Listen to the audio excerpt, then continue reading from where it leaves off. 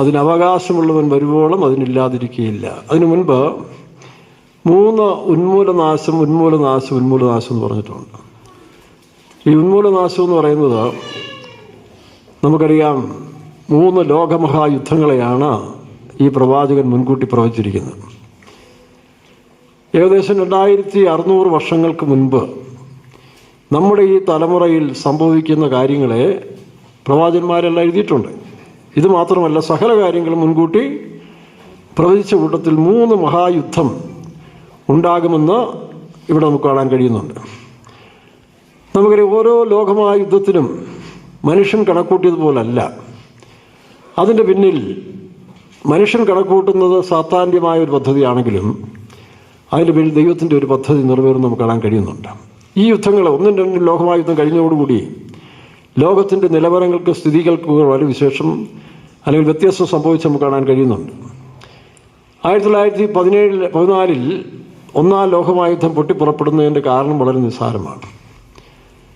അന്നത്തെ ഒരു കിരീടാവകാശിയായിരുന്ന astro Hungarian രാജവംശത്തിൽപ്പെട്ട ഒരു ചെറുപ്പക്കാരനായ ഒരു രാജാവും രാജ്യം കൂടെ ബെൽജിയമാണെന്ന് രാജ്യം വിസിറ്റ് ചെയ്ത സമയത്ത് അവിടെയുള്ള ശത്രുക്കൾ അതേവരെ വെടിവെച്ച് കൊന്നു. ഇതിൽ നിന്നുണ്ടായൊരു കുടിപ്പക തുടക്കം അതാണ്. 1ാം ലോകമഹായുദ്ധത്തിൻ്റെ തുടക്കം അതാണ്. അങ്ങനെ ആ കുടിപ്പകയിൽ നിന്ന് ഇതിനെ ജർമ്മൻ ഏറ്റെടുത്തുകൊണ്ട് ഇവരെ പ്രസാദിപ്പിക്കാൻ വേണ്ടി ജർമ്മനി പതുക്കെ യുദ്ധക്കരുക്കൾ നീക്കാനിടയായി. അങ്ങനെ 1914 ജർമ്മൻ പോളണ്ടിനെ പിടിച്ചു. പോളണ്ട് എന്ന് പറയുന്നത് റഷ്യയുടെ ആധിപത്യത്തിൽ കിടക്കുന്ന ഒരു രാജ്യമായിരുന്നു. റഷ്യ ആ കാലത്തിൽ ഒരു വലിയ രാജ്യമാണെങ്കിലും 1905 റൂസോ ജപ്പാൻ കരാർ നിങ്ങൾ കേട്ടിട്ടില്ലേ? റൂസോ ജപ്പാൻ, റൂസോ എന്ന് പറഞ്ഞാൽ റോസ്ലാൻഡ്, റഷ്യ. 1905 ഇപ്പോൾ 19ാം നൂറ്റാണ്ട് 20ാം നൂറ്റാണ്ട് വന്നപ്പോൾ വേറെ തുടക്കമായി. 1905 ഈ കുള്ളന്മാർ, ജപ്പാൻകാർ കണ്ടിട്ടുണ്ടല്ലോ, വളരെ കുള്ളന്മാരാണ്. അവർ കയറി റഷ്യയെ അടിച്ച് തകർത്ത് കളഞ്ഞു. അത് വലിയ നാണക്കേടും പ്രയാസമായ റഷ്യ. അങ്ങനെ അതിനെ തുടർന്ന് സാർ ചക്രവർത്തിമാരാണ് ആ കാലങ്ങളിൽ ഭരിച്ചുകൊണ്ടിരുന്നത്. രാജാക്കന്മാർ ചക്രവർത്തിമാരായിരുന്നു. റഷ്യയിലെ സാർ ചക്രവർത്തിമാർ ദുർഭരണങ്ങൾ നമ്മൾ ഒരുപാട് കേട്ടിട്ടുണ്ട്. ചുരുക്കം ചില നല്ല ചക്രവർത്തിമാർ വന്നെങ്കിലും പല ചക്രവർത്തിമാരും ദുർഭരണങ്ങളാണ് നടത്തിക്കൊണ്ടിരുന്നത് അവരുടെ സ്വന്തം കാര്യങ്ങൾക്ക് വേണ്ടി. അങ്ങനെ 1914 കാലയളവിൽ നിക്കോളാസ് രണ്ടാമെന്ന് പറയുന്ന ഒരു ചക്രവർത്തിയാണ് ഭരിച്ചിരുന്നത്. അദ്ദേഹത്തിൻ്റെ ഭാര്യയാണെങ്കിൽ വിക്ടോറിയ രാജ്ഞിയുടെ ഒരു കസിനാണ്, അനന്തരവളാണ്. ഇംഗ്ലണ്ടിലെ വിക്ടോറിയ രാജ്ഞിയുടെ ഒരു അനന്തരവളായിരുന്ന രാജ്ഞിയാണ് നിക്കോളാസ് രണ്ടാമൻ്റെ വൈഫ്.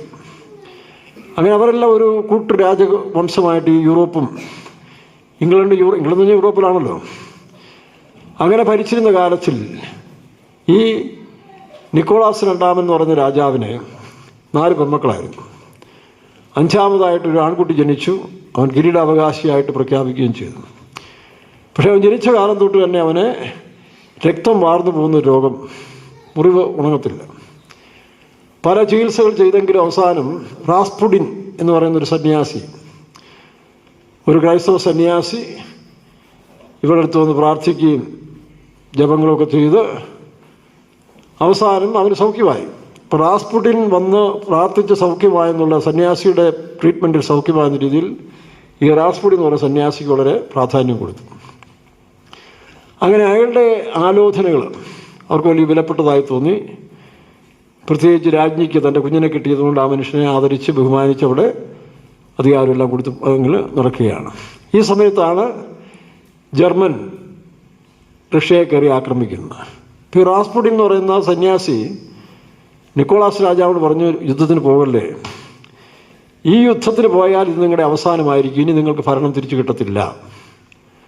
കാരണം അയാൾ ഇതിൽ ജ്ഞാനിയായിരുന്നിരിക്കും. പക്ഷെ തൻ്റെ ആലോചനയെ കൂടാതെ യുദ്ധത്തിന് പോയി ജർമ്മൻ ഏകദേശം 8 ലക്ഷം ചതുരശ്ര സ്ക്വയർ കിലോമീറ്റർ റഷ്യയുടേത് പിടിച്ചെടുത്തു. അങ്ങനെ പിടിച്ചത് നമുക്കറിയാം. അതിന് ശേഷം ജപ്പാനും ഇറ്റലിയും മുസോളിനില്ല, ആ കാലത്തിൽ ഇറ്റലിയും ജപ്പാനും ജർമ്മനിയോട് ചേർന്ന് യുദ്ധം തുടർന്ന് ഇംഗ്ലണ്ടും അമേരിക്കയും യുദ്ധത്തിൽ ഇടപെട്ടു. അമേരിക്ക 1917 ആ യുദ്ധത്തിൽ ഇടപെട്ടതോടുകൂടി ചരിത്രം മാറുകയും ചെയ്തു. അങ്ങനെ നിക്കോളാസ് രണ്ടാമൻ ചക്രവർത്തി വധിക്കപ്പെട്ടു. കാരണം അദ്ദേഹത്തിൻ്റെ ദുർഭരണവും സ്വേച്ഛാധിപത്യവും യുദ്ധത്തിലേക്ക് വലിച്ചിളക്കി ലക്ഷക്കണക്കിന് റഷ്യൻ പട്ടാളക്കാരും പൗരന്മാരും മരിച്ചു. ഇപ്പോൾ ജനമിളകി, ജനവും പട്ടാളവും കൂടി. അതാണ് റഷ്യൻ വിപ്ലവം, നമ്മൾ പഠിച്ചിട്ടില്ലേ. അങ്ങനെ നിക്കോളാസ് രണ്ടാമൻ ചക്രവർത്തിയെയും മക്കളെയും വധിച്ചു, ചുട്ട് അസ്ഥികൾ വരെയും ദഹിപ്പിച്ചു കളഞ്ഞു. അങ്ങനെ ആണ് കമ്മ്യൂണിസം ലോകത്തിലേക്ക് കയറി. അപ്പോൾ കമ്മ്യൂണിസം വരുന്നതിനൊരു പ്രത്യേക കാരണം ഇതാണ്, ഈ സാർ ചക്രവർത്തിമാർ ദുർഭരണം അവസാനിപ്പിച്ച് ജനങ്ങൾക്ക് കുറേ സ്വാതന്ത്ര്യം കൊടുക്കുക എന്നുള്ളതായിരുന്നു. പക്ഷേ അങ്ങനെ വന്ന ലെനിൻ ആ കാര്യങ്ങളെല്ലാം കുറേ വിശ്വസനാണെങ്കിൽ സ്റ്റാലിൻ്റെ കാലം വന്നപ്പോൾ സ്റ്റാലിൻ ഒരു ദുർഭരണ സ്വേച്ഛാധിപതിയായി മാറി. ഈ ജനങ്ങൾ കമ്മ്യൂണിസത്തിൽ കൂടെ രക്ഷ കിട്ടും, കമ്മ്യൂണിസം നാളെ ലോകം മുഴുവൻ ഭരിക്കും, സാമ്രാജ്യങ്ങൾ ഇവർ പഠിപ്പിച്ചെന്താ നഷ്ടപ്പെടുവാൻ, വിലങ്ങുകൾ കിട്ടാനുള്ളത്. പക്ഷേ സ്റ്റാലിൻ്റെ കാലം വന്നപ്പോൾ ജോസഫ് സ്റ്റാലിൻ എന്ന് പറയുന്ന കമ്മ്യൂണിസ്റ്റ് നേതാവ് വളരെ ഏകാധിപതിയും സ്വേച്ഛാധിപതിയായി മാറി. കമ്മ്യൂണിസത്തിൽ നിന്ന് രക്ഷ കിട്ടും, തങ്ങൾക്കാണ്ട് വലിയ നന്മ കിട്ടുമെന്ന് പറഞ്ഞ് കാത്തിരുന്ന ജനങ്ങൾ ജോലിയില്ല, പട്ടിണിയായി, അവർ പിറുപിറുക്കാൻ തുടങ്ങിയപ്പോൾ ഈ സ്റ്റാലിൻ്റെ ബുൾഡോസർ ഇടിച്ച് കൊണ്ട് ജനങ്ങളെ കയറ്റിക്കൊന്നെന്നാണ്. ഹിറ്റ്ലർ പോലും അത് ചെയ്തിട്ടില്ല. ഹിറ്റ്ലർ പോലും സ്വന്തം ജനങ്ങളെ ഉപദ്രവിച്ചിട്ടില്ല.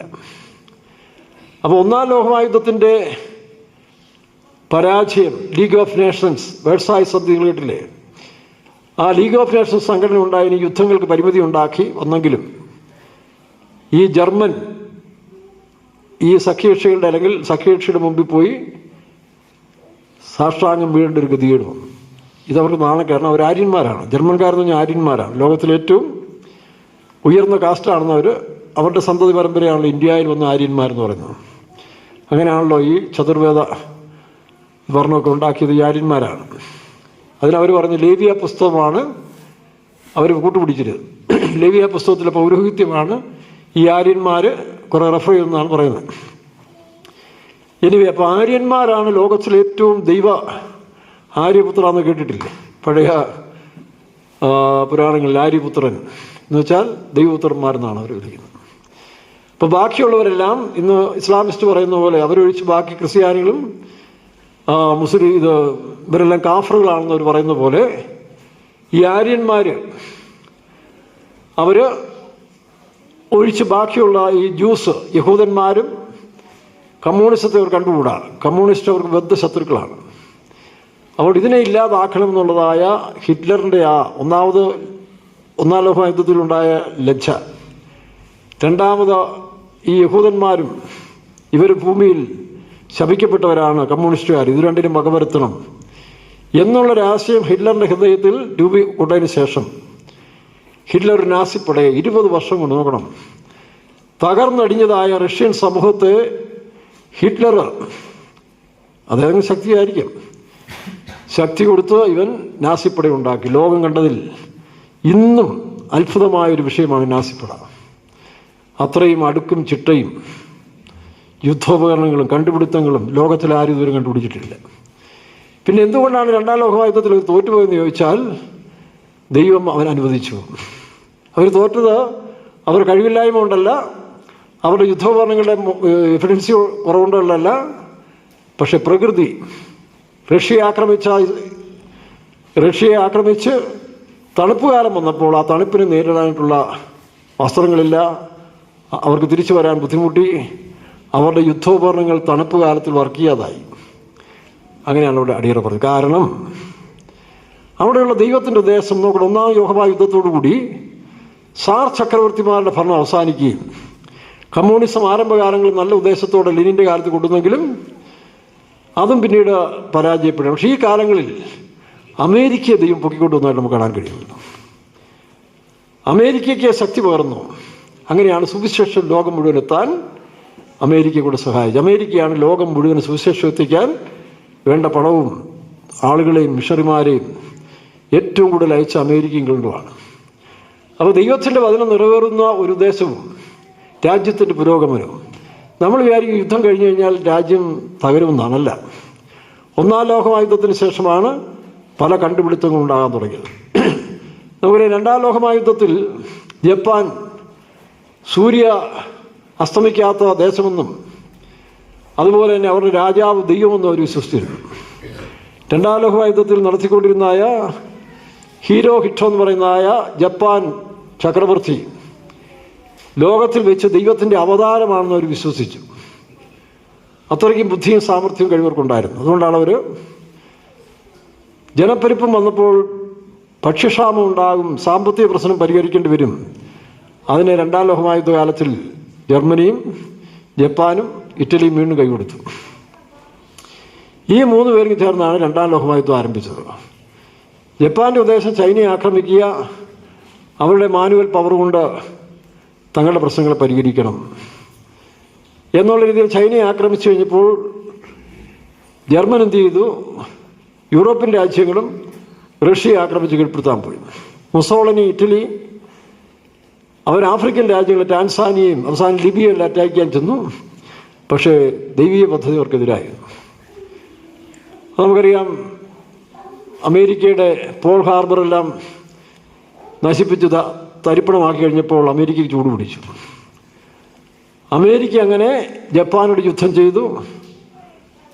ഇംഗ്ലണ്ടും മറ്റു ചില രാജ്യങ്ങളുടെ ഇറ്റലിക്കെതിരായി നീങ്ങി. റഷ്യ സാഹചര്യം അവർക്ക് അനുകൂലമായിരുന്നുകൊണ്ട് അങ്ങനെ ഈ രാജ്യങ്ങൾ അവരെ അച്ചുതണ്ട് ശക്തികൾ എന്നാണ്, ആക്സിൽ.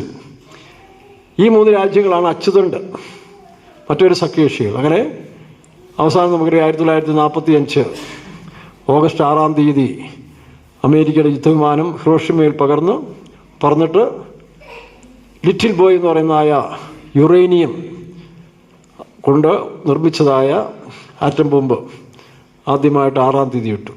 9-ാം തീയതി നാഗസാക്കിയിൽ പ്ലൂട്ടോണിയം കൊണ്ട് വികസിപ്പിച്ചെടുത്ത ആറ്റം ബോംബ് ഇട്ടതോടുകൂടി എന്നിട്ടും ജപ്പാൻ കീഴടങ്ങാൻ തയ്യാറല്ലായിരുന്നു. അമേരിക്ക പറഞ്ഞിങ്ങനെ ഓരോ നഗരവും ഞങ്ങൾ ബോംബിട്ട് നശിപ്പിക്കും. ആ ഭീതിയിൽ അവർ കീഴടങ്ങി. അങ്ങനെ രണ്ടാം ലോകമഹായുദ്ധം അവസാനിച്ചു. രണ്ടാം ലോകമഹായുദ്ധത്തിന് ശേഷം രാജ്യങ്ങൾ കുറെ കൂടെ വികസിച്ചു. എല്ലാവിധത്തിലും വികസനമായി. രണ്ടാം ലോകമഹായുദ്ധത്തിൻ്റെ സുവിശേഷം ലോകം മുഴുവൻ അധികമായി പ്രസംഗിക്കപ്പെട്ടു. അനേകർ വിശ്വാസത്തിലേക്ക് തിരിയാനിടയായി. ഈ ജർമ്മൻ സൈന്യത്തിലെ പല പട്ടാളക്കാരും തങ്ങൾക്ക് പരാജയം വന്നു കഴിഞ്ഞപ്പോൾ അവർക്ക് മനസ്സിലായി ദൈവികമൊന്നുമല്ല. അങ്ങനെ അനേക പട്ടാളക്കാരും മിഷണറിമാരായി, പാതിരിമാരായി, ലൂതറൻ സഭയുടെയും കത്തോലിക്ക സഭയുടെയും മിഷണറിമാരായിട്ട് അവർ ലോകത്തെല്ലാം പ്രവർത്തിക്കാൻ തുടങ്ങി. കേരളത്തിലും പ്രത്യേകിച്ച് കട്ടപ്പനയിലെ മിഷൻ ഹോസ്പിറ്റലിൽ, സെൻറ്റ് ജോൺസ് ഹോസ്പിറ്റലിൽ ഒരു സാഹിബുണ്ടായിരുന്നു, പാത്രിയാസ് എന്തോ, ഞാൻ കണ്ടിട്ടുണ്ട് അദ്ദേഹത്തെ. അപ്പോൾ അദ്ദേഹം ജർമ്മൻ പട്ടാളത്തിലെ ഒരു ഉദ്യോഗസ്ഥനായിരുന്നു. അതുപോലെ ഞാൻ കണ്ണൂരിലിരിക്കുമ്പോഴേ സുക്കോൾ അച്ഛൻ എന്ന് പറയുന്നൊരു ജർമ്മൻ പട്ടാളത്തിലൊരു മിഷണറിയായി അദ്ദേഹം കണ്ണൂരിൽ ഈ പിണറായി വിജയൻ്റെയൊക്കെ ഗോത്രങ്ങൾക്ക്, തീയന്മാർക്കൊക്കെ ഒരുപാട് വീട് വെച്ചു കൊടുത്തു. 2300-ഓളം അധികം വീടുകൾ ഈ സുക്കോൾ അച്ഛൻ ജർമ്മനിയിൽ നിന്ന് കാശ് വരുത്തി ആ കണ്ണൂർ വലിയ വികസനമായിരുന്നു. അങ്ങനെ അനേകരെ കൊണ്ട് അത് പ്രയോജനമായി. അപ്പോൾ സുവിശേഷം ലോകം മുഴുവൻ അറിയിക്കപ്പെടാനും രാജ്യങ്ങളുടെ വികസനത്തിനും ഈ രണ്ടാം ലോകമഹായുദ്ധത്തിന് ശേഷം ഒരു സംഭവം ഉണ്ടായി. എന്നാൽ ഇനി മൂന്നാം ലോകമഹായുദ്ധം അതെന്തിനു വേണ്ടിയാണ്? നമുക്കറിയാം, രണ്ടാം ലോകമഹായുദ്ധത്തിന് ശേഷം അല്ലെങ്കിൽ 1917 ഈ ഒന്നാം ലോകമഹായുദ്ധം കഴിഞ്ഞ് ഇസ്രായേലിന് മോചനമുണ്ടായി. ബാൽഫോർ ഡിക്ലറേഷനിൽ തൻ്റെ രാജ്യവും തിരിച്ചു കിട്ടി. അപ്പം പ്രധാനമായിട്ട് 2 കാര്യമാണ്. 1 സഭ, 2 ഇസ്രായേൽ, 3 ലോകം. ഇതിൻ്റെ യഥാസ്ഥാപനത്തിന് ഈ യുദ്ധം അനിവാര്യമായിരുന്നു. അപ്പോസ്തല പ്രവൃത്തി 3-ാം അധ്യായത്തിൻ്റെ 21-ാം വാക്യം വായിക്കുമ്പോൾ ദൈവം ലോകാരംഭം മുതൽ തൻ്റെ പദ്ധതിയെക്കുറിച്ച് അവിടെ കാണാൻ കഴിയുന്നുണ്ട്. മൈക്കിൽ ദൈവം ലോകാരംഭം മുതൽ ശ്രദ്ധിച്ചോണം. ഈ തിരുവചനം എന്ന് പറയുന്നത് കൃത്യമായിട്ട് നിറവേറിക്കൊണ്ടിരിക്കുകയാണ്. വേറൊന്നും വേണ്ട. ഈ വചനം വെച്ചിന്ന് ലോകത്തിൻ്റെ ഗതി നോക്കുന്നവന് ഒരു സംശയമില്ലാതെ ദൈവത്തെ പൂർണ്ണമായിട്ട് വിശ്വസിക്കാനും ദൈവം ചെയ്യാനും സാധിക്കും. വേറൊന്നും വേണ്ട. വായിക്കാം. വിശുദ്ധ പ്രവാചകന്മാർ മുഖാന്തരം അരുളി ചെയ്തതൊക്കെയും യഥാസ്ഥാനത്താകുന്ന കാലം വരുവോളം, വിശുദ്ധ പ്രവാചകന്മാർ മുഖാന്തരം അരുളി ചെയ്തതൊക്കെയും യഥാസ്ഥാനത്താക്കുന്ന കാലം വരുവോളം സ്വർഗം അവനെ കൈക്കൊള്ളേണ്ടതാണ്. ക്രിസ്തുവിനെ, സ്വർഗം യേശുവിനെ കൈക്കൊണ്ടു. ഇനി ഭൂമിയിലേക്ക് യേശു വരും. അതാണ് ഈ അടുത്ത അത്ഭുത കാര്യം നടക്കാൻ പോകുന്നത്. യേശു ഭൂമിയിലേക്ക് രാജാതിരാജാവായി വരാൻ പോകുന്ന സമയം ഏറ്റവും ആസന്നമായിക്കൊണ്ടിരിക്കുകയാണ്. അതിനാണിപ്പോൾ ലോകം ഒരുങ്ങുന്നത്. നമ്മളുടെ ഈ മോദിയൊക്കെ ഇത്രയും അവസരപ്പെട്ട് എക്സ്പ്രസ് ഹൈവേ, നാഷണൽ ഹൈവേ എല്ലാം വികസിപ്പിച്ച്, പിന്നെ കൃഷികളെല്ലാം വളരെ ഇപ്പോൾ തന്നെ തമിഴ്നാട് ഗവൺമെൻറ് കൃഷി വികസനത്തിന് വേണ്ടി കോടികളാണ്. കേരളം ഇങ്ങനെ ഇരുട്ടി തപ്പുമ്പോൾ കള്ളത്തരത്തിൻ്റെയും അനീതിയുടെയും വഞ്ചനയുടെയും ഒരു ആത്മാവ് കേരളത്തിൽ ഭരിക്കുന്നെങ്കിലും പാടിക്കണ്ട, അത് പെട്ടെന്ന് മാറും കേട്ടോ. ജനങ്ങൾക്കൊരു പാഠം, ശൗര്യൻ്റെ കാലം പോലെ പെട്ടെന്ന് ഇത് മാറിയിട്ട് വളരെ മനോഹരമായൊരു കാലം കേരളത്തിനും വരാൻ പോവുകയാണ്. കേരളത്തിൽ നല്ല നീതിയുള്ളൊരു ന്യായാധിപൻ കേരളത്തിൻ്റെ ഭരണത്തിലേക്ക് വരാൻ പോവുകയാണ്. പാർഷ്യാലിറ്റി ഇല്ലാതെ, പക്ഷപാതമില്ലാത്തൊരു ഭരണം കേരളത്തിലും ഉണ്ടാകും. അങ്ങനെ മുഴുവൻ ലോകത്തിലും ഉണ്ടാകും. പക്ഷെ അതിനു മുമ്പ് ചില കാര്യങ്ങൾ സംഭവിക്കണം. അതാണ് മൂന്നാം ലോകമഹായുദ്ധം. ആ മൂന്നാം ലോകമഹായുദ്ധത്തെക്കുറിച്ച് വേദപുസ്തകം പലയിടത്തും എഴുതിയിട്ടുണ്ട്. ഒന്നാമത് ഇവിടെ തന്നെ വായിക്കുന്ന ഉന്മൂലനാശം എന്ന് കാണുന്നുണ്ട്. അപ്പോൾ ഈ യുദ്ധത്തിൽ നമുക്കറിയാം അത് കണ്ടിന്യൂസ് ആയിട്ട് പോയിക്കൊണ്ടിരിക്കുന്ന ഒരു യുദ്ധമായിട്ട് മാറും. പക്ഷേ ഈ യുദ്ധം ശരിക്കും ആരംഭിക്കണമെങ്കിൽ ആര് വരണം? യേശു വരണം. വഴിയിൽ നിന്ന് തടുക്കുന്നവൻ മാറിപ്പോയെങ്കിലേ അധർമ്മമൂർത്തി വെളിപ്പെടുകയുള്ളൂ. തെസ്സലോനിക്യ ലേഖനത്തിൽ വായിച്ച് 2-ാം അധ്യായം. അധർമ്മത്തിൻ്റെ മർമ്മം ഇപ്പോഴേ വ്യാപരിക്കുന്നു. പക്ഷെ വഴിയിൽ തടുക്കുന്നവൻ മാറിപ്പോയാൽ അവൻ വെളിപ്പെടും. അപ്പോൾ അവർ വെളിപ്പെടണമെങ്കിൽ ആര് മാറിക്കൊടുക്കണം? തൻ്റെ സഭാഭൂമിയിൽ നിന്ന് പരിശുദ്ധാത്മാവ് ഇത് നിങ്ങൾ കൃത്യമായിട്ട് അറിഞ്ഞിരുന്നോണം. അതുകൊണ്ട് നമ്മളിതിനൊന്നും പേടിക്കേണ്ട ആവശ്യമേ ഇല്ല. ഒന്നാമത് ഭയം നമുക്കുള്ളതല്ല. ദൈവമക്കൾ ഭയപ്പെടേണ്ട ആവശ്യമില്ല. കാരണം ഭയപ്പെടുത്തുന്ന പിശാചിനെ യേശു ജയിച്ചു. ആ യേശു നമ്മളിരുന്നാൽ ഒരു അന്ധകാര ശക്തി നമ്മൾ ഭയപ്പെടേണ്ട ആവശ്യം. നിങ്ങളിലുള്ളവൻ, 1 യോഹന്നാൻ 4-ാം അധ്യായം 4-ാം വാക്യത്തിൽ വായിക്കുമ്പോൾ നിങ്ങളിലുള്ളവൻ ലോകത്തുള്ളവനേക്കാൾ വലിയവൻ. ഈ വാക്യം വായിച്ച് ഇപ്പോൾ പറഞ്ഞ വാക്യം 1 തെസ്സലോനിക്യർ 2-ാം അധ്യായം 7-ാം വാക്യം. അധർമ്മത്തിൻ്റെ മർമ്മം ശ്രദ്ധിച്ചോണം. അധർമ്മത്തിൻ്റെ മർമ്മം ഇപ്പോഴേ വ്യാപിക്കുന്നു. ഇല്ല, വെയിറ്റ്. യേശു ജനിക്കുന്നതിന് മുൻപ്, കർത്താവായ യേശു ക്രിസ്തു ജനിക്കുന്നതിന് മുമ്പ് ധർമ്മത്തിൻ്റെ മർമ്മം ഇങ്ങനെ വെളിപ്പെട്ടുകൊണ്ടേയിരുന്നു. പുസ്തകത്തിലുള്ള എന്നെക്കുറിച്ച് എഴുതിയിരിക്കും. ദൈവം പണ്ട് ഭാഗമായി, ഇബ്രായ ലേഖനം 1-ാം അധ്യായം 1-ാം വാക്യം വായിക്കേണ്ട. ദൈവം പണ്ട് ഭാഗമായും വിവിധമായും, അല്ലെങ്കിൽ ഒന്ന് വായിച്ചു വാക്യം. ഇബ്രായ ലേഖനം 1-ാം അധ്യായം 1-ാം വാക്യം.